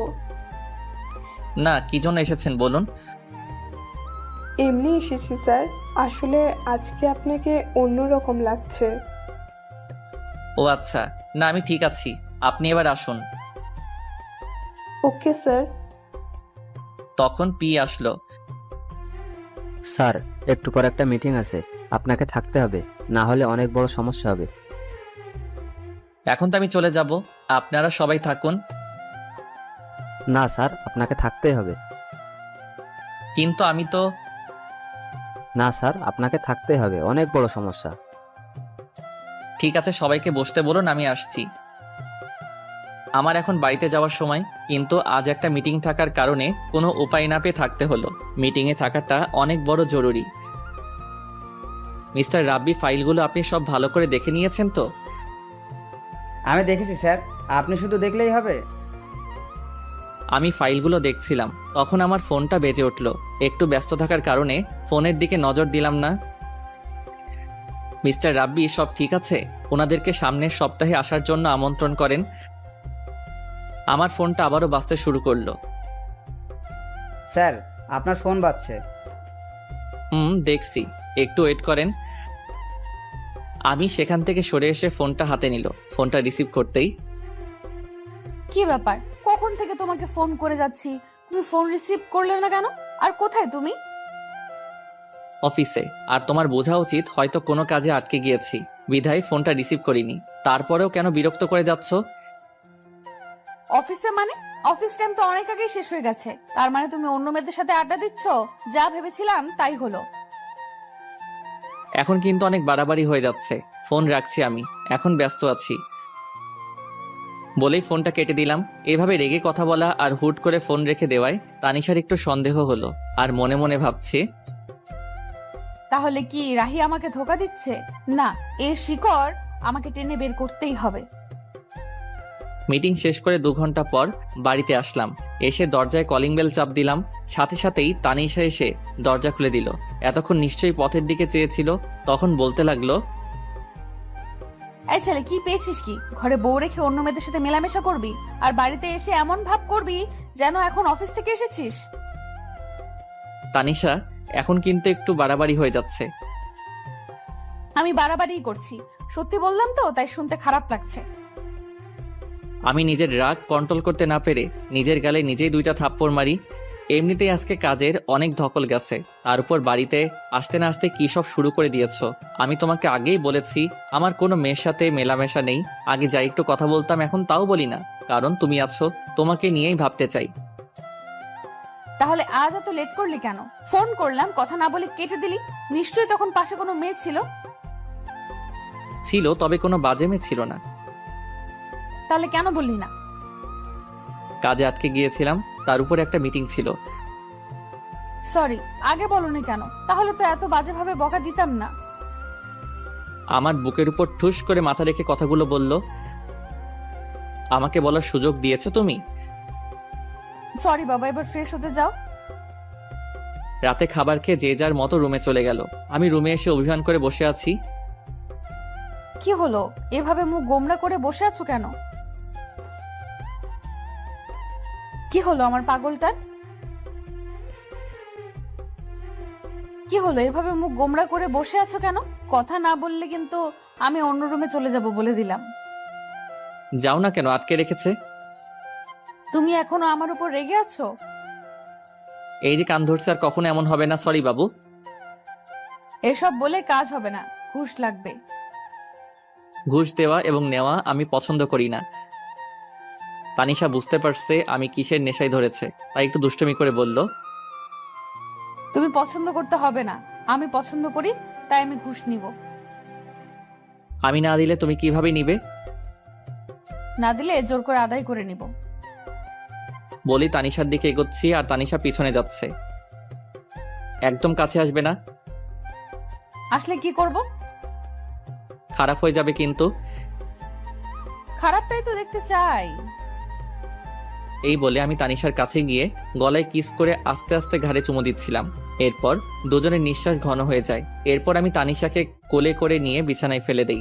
অনেক খুনসুটি দুষ্টামি করে দুজনেই ঘুমিয়ে পড়ি। আজকে একটু বেলা হয়ে গেছে, কারো ওঠার নামগন্ধ নেই। তখন আম্মু ডাক দিল, কি হয়েছে রাহি? অনেক বেলা হয়ে গেছে, এখনো উঠছিস না? অফিসে দেরি হয়ে যাচ্ছে তো। আম্মু একটু ঘুমাই। আর ঘুমাতে হবে না, আর ঘুমালে তোমার অফিসে যাওয়া হবে না। আচ্ছা, উঠছি। তারপর আমি ফ্রেশ হয়ে নাস্তা করে অফিসে চলে এলাম। দেখি রাব্বি আমার কেবিনে বসে আছে। কি ব্যাপার? কিছু না স্যার, অন্য দিনের তুলনায় আজকে একটু লেট হয়েছে। আচ্ছা যাও, কাজ করো গিয়ে। রাব্বি চলে গেল। আমি কেবিনে বসে কাজ করছিলাম, তখন আমার ফোনটা কান্না করে উঠলো। ফোনটা হাতে নিয়ে দেখি অচেনা নম্বর। খুব বিজি, আমাকে একটু সময় দিতে পারো না? আপনি কোথাও ভুল করছেন, আমি আপনাকে চিনি না, আর নাম্বারটাও কোনোদিন দেখিনি। ও, এখন তো মনে থাকবেই না। বিয়ের আগে কত কিছু করেছো, বিয়ে করার সাথে সাথে সব শেষ। আপনি কে বলুন তো? বলবো না। ওকে ভাই, আমি ফোন রেখে দিলাম। এই না না, বলছি। আজ আম্মুর কাছ থেকে নতুন সিম নিয়েছি তোমার সাথে দুষ্টমি করব বলে। তাই তো, কি করেছে আমার বাবুটা? কথা বলছি জনাব, তুমি কি করছো? একটা মেয়ের কোলে মাথা রেখে শুয়ে আছি। কি বললি তুই হারামি? লুচ্চা বেটা, তোর সাথে কোনো কথা নাই। তুই কোনো দিন আমাকে বউ বলবি না। তানিশা ফোন রেখে দিল। আমি হাসতেছি, কেমন বোকা বানিয়ে দিলাম তানিশাকে। একটু পর আম্মুর ফোন এলো। হ্যালো আম্মু, বলো। অসময়ে ফোন দিলা যে, কি কিছু হয়েছে? কিছু হয়নি, কিন্তু হঠাৎ তানিশা কেমন যেন করছে। ওর আচরণ আমার মোটেও ভালো লাগছে না। কেন আম্মু, কি হয়েছে? একটু আগে তোর সাথে কথা বললো, তারপর কি হলো না হলো কিছুই জানি না। আর শুধু কান্না করছে আর বলছে আমি এখানে থাকবো না আম্মু, তোমার ছেলে একটু ভালোবাসে না আমায়, আমি চলে যাব। ও এমনি ঠিক হয়ে যাবে আম্মু, তুমি চিন্তা করো না। তুই কি এমন বলেছিস যে এমন আচরণ করছে? আম্মু বাসায় গিয়ে সব বলবো, আর তুমি এসব নিয়ে একটু চিন্তা করো না। ফোন রেখে দেওয়ার পর থেকে কিছুই ভালো লাগছে না। ওর সাথে এমন দুষ্টমি না করলেও পারতাম। মেয়েটা এমন কেন? আমি বললাম আরও বিশ্বাস করে নিল। আজকে একটু তাড়াতাড়ি বাড়িতে ফিরলাম। বাড়িতে এসে তানিশাকে কোথাও দেখতে পাচ্ছি না। তানিশার কোনো সারা শব্দ নেই। তাই আম্মুকে বললাম, আম্মু আম্মু। কি হয়েছে? বাড়িতে এসে এভাবে চিল্লাচিল্লি করছিস কেন? আম্মু তানিশা কই? কখন থেকে ডাকছি, কোনো সারা শব্দ নেই। তানিশা ওর বাড়িতে চলে গেছে। আমি বললাম কি হয়েছে, আমার কথা না শুনে হন হন করে ব্যাগ নিয়ে চলে গেল। আমার এখন একদম ভালো লাগছে না। তানিশা যাওয়ার পর থেকে ঘরটা কেমন যেন হয়ে গেছে। তুই গিয়ে তাড়াতাড়ি তানিশাকে নিয়ে আয়। আম্মু অনেক রাত হয়েছে, এখন তুমি শুয়ে পড়ো, আমি আসছি। বলেই বাইক নিয়ে শ্বশুরবাড়ির উদ্দেশ্যে রওনা দিলাম। বেশি দূরের পথ না। শ্বশুরবাড়ি এসে দরজায় কলিং বেল দিতে লাগলাম। কিছুক্ষণ পর তানিশা এসে দরজা খুলে দিল। কি হয়েছে? এভাবে চিল্লাচিল্লি করছেন কেন? এটা কোনো মাছের হাট না যে এভাবে চিল্লাচিল্লি করবেন। তুমি এভাবে চলে এলে কেন? জানো না আম্মু তোমাকে ছাড়া থাকতে পারে না, সাথে আমিও। ঢং করা লাগবে না। যেখানে আমার কোনো মূল্য নেই সেখানে আমি থেকে কি করব? মানে? অফিসে যাওয়ার নাম বলে অন্য মেয়েদের সাথে থাকবে, সন্ধ্যা হলে বাসায় ফিরবে, তার কাছে আমি কিভাবে থাকবো? তানিশা চোখ মুখ লাল হয়ে আছে, মনে হয় অনেক কান্না করছে। কান্না করারই কথা, যে কথা বলেছি। আরে আমি তো মজা করে বলেছিলাম, আর আমি তো তখন তোমার সাথেই কথা বলছিলাম। বিশ্বাস না হলে অফিসে খোঁজ নিয়ে দেখো। আমি কোনো খোঁজ নিতে যাব না, আমার কোনো দরকার নেই। আপনি এখান থেকে চলে যান। আপনার মতো লোকের সাথে আমি সংসার করব না। বলেই মুখের উপর দরজা লাগিয়ে দিল। কি রে, তোমাদের আবার ঝগড়া হয়েছে? ওই বেটা বদের হাড্ডি সব সময় আমাদের সাথে লেগে থাকে। তবুও তো তোকে অনেক ভালোবাসে। রাগ করে এখন যে এলি, কিভাবে থাকবি এখন? সত্যি তো আম্মু, আমার এখন ভালো লাগছে না। কেন যে ওকে রাগে তাড়িয়ে দিলাম। ওকে ফোন দে। আমি পারবো না আম্মু, তুমি দাও। আমি কেন দিব? তোর জামাই, তুই ফোন দে। তানিশা একটু ভয়ে ভয়ে আমাকে ফোন দিল। হঠাৎ আমার ফোনটা বেজে উঠল। পকেট থেকে ফোনটা বের করে দেখি তানিশা ফোন দিয়েছে, তাই একটু দেরি না করে ফোন রিসিভ করলাম। হ্যালো তানিশা। কেউ যদি আমাকে ভালোবেসে থাকে তাহলে এসে নিয়ে যেতে পারে। এইটুকু বলেই ফোনটা কেটে দেয়। বুঝতে পারলাম পাগলিটার রাগ কমেছে, তাই দেরি না করে ওকে নিতে চলে এলাম। এসে দেখি ও রেডি। চাচিকে না মানে শাশুড়ি মাকে বলে নিয়ে আসলাম। রাস্তায় আমার সাথে একবারও কথা বলেনি, তাই আমি আগে বলি সরি। তুমি এতটা রাগ করবে বুঝতে পারিনি। আমি তো এমনি মজা করে কথাটা বলেছিলাম। তুমি জানো না আমি তোমাকে কতটা ভালোবাসি। এসব বললে আমার কষ্ট হবে না? সরি, আর কখনো এমন বলবো না। এবার প্লিজ একটু হাসো। হয়েছে? এই তো আমার লক্ষ্মী বউ। বাসায় আসতে আম্মু তানিশাকে দেখে বলতে থাকে,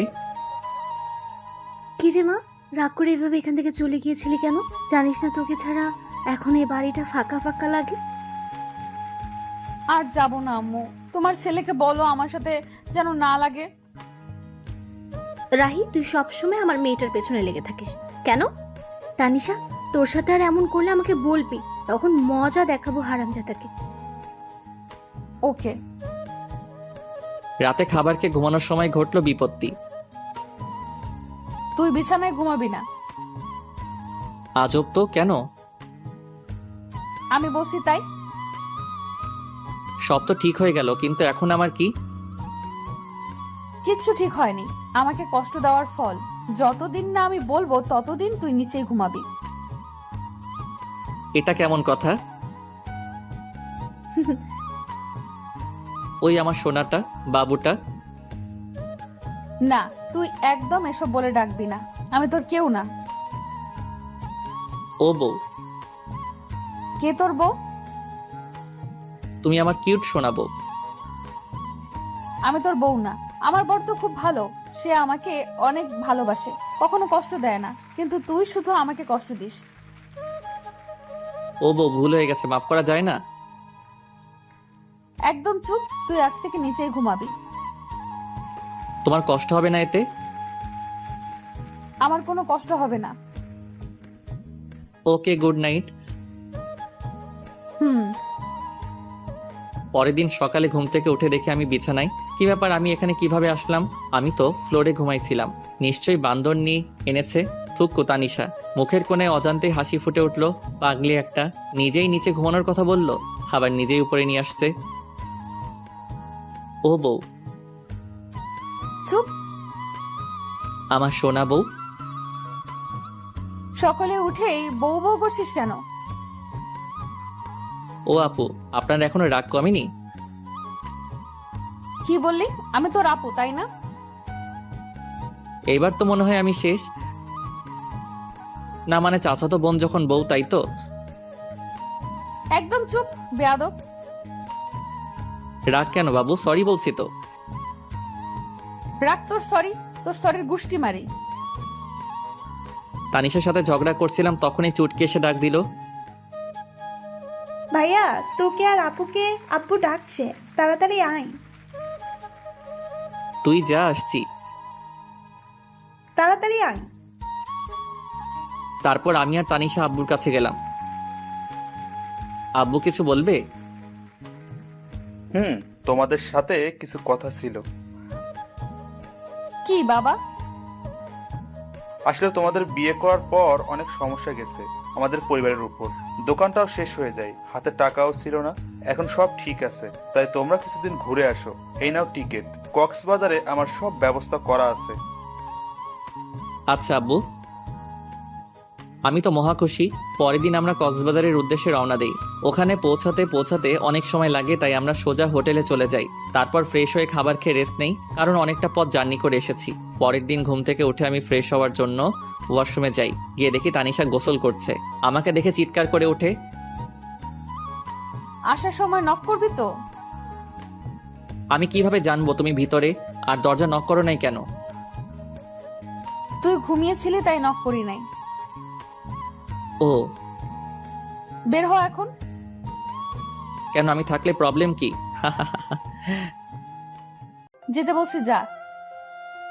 না, আমি বাথরুমের দরজাটা নক করে ওর দিকে এগিয়ে যাই। তানিশা ভয় পিছনে যেতে থাকে। আমি তানিশার অ্যাক্টিভারের কাছে যেতেও ও চোখ বন্ধ করে নেয়। তারপর আমি চলে আসি। তানিশা হাত ছেড়ে বাঁচলো। এখনো কি আমার উপর অভিমান করে আছো? প্লিজ আমার দূরে দূরে রেখো না, অনেক কষ্ট হচ্ছে আমার। আমি গিয়ে ওর হাত ধরি। প্লিজ তানিশা কিছু না বলে আমাকে জড়িয়ে ধরে। কখনো ছেড়ে যাবে না তো? জীবন থাকতেও না। কখনো যাবে না তো?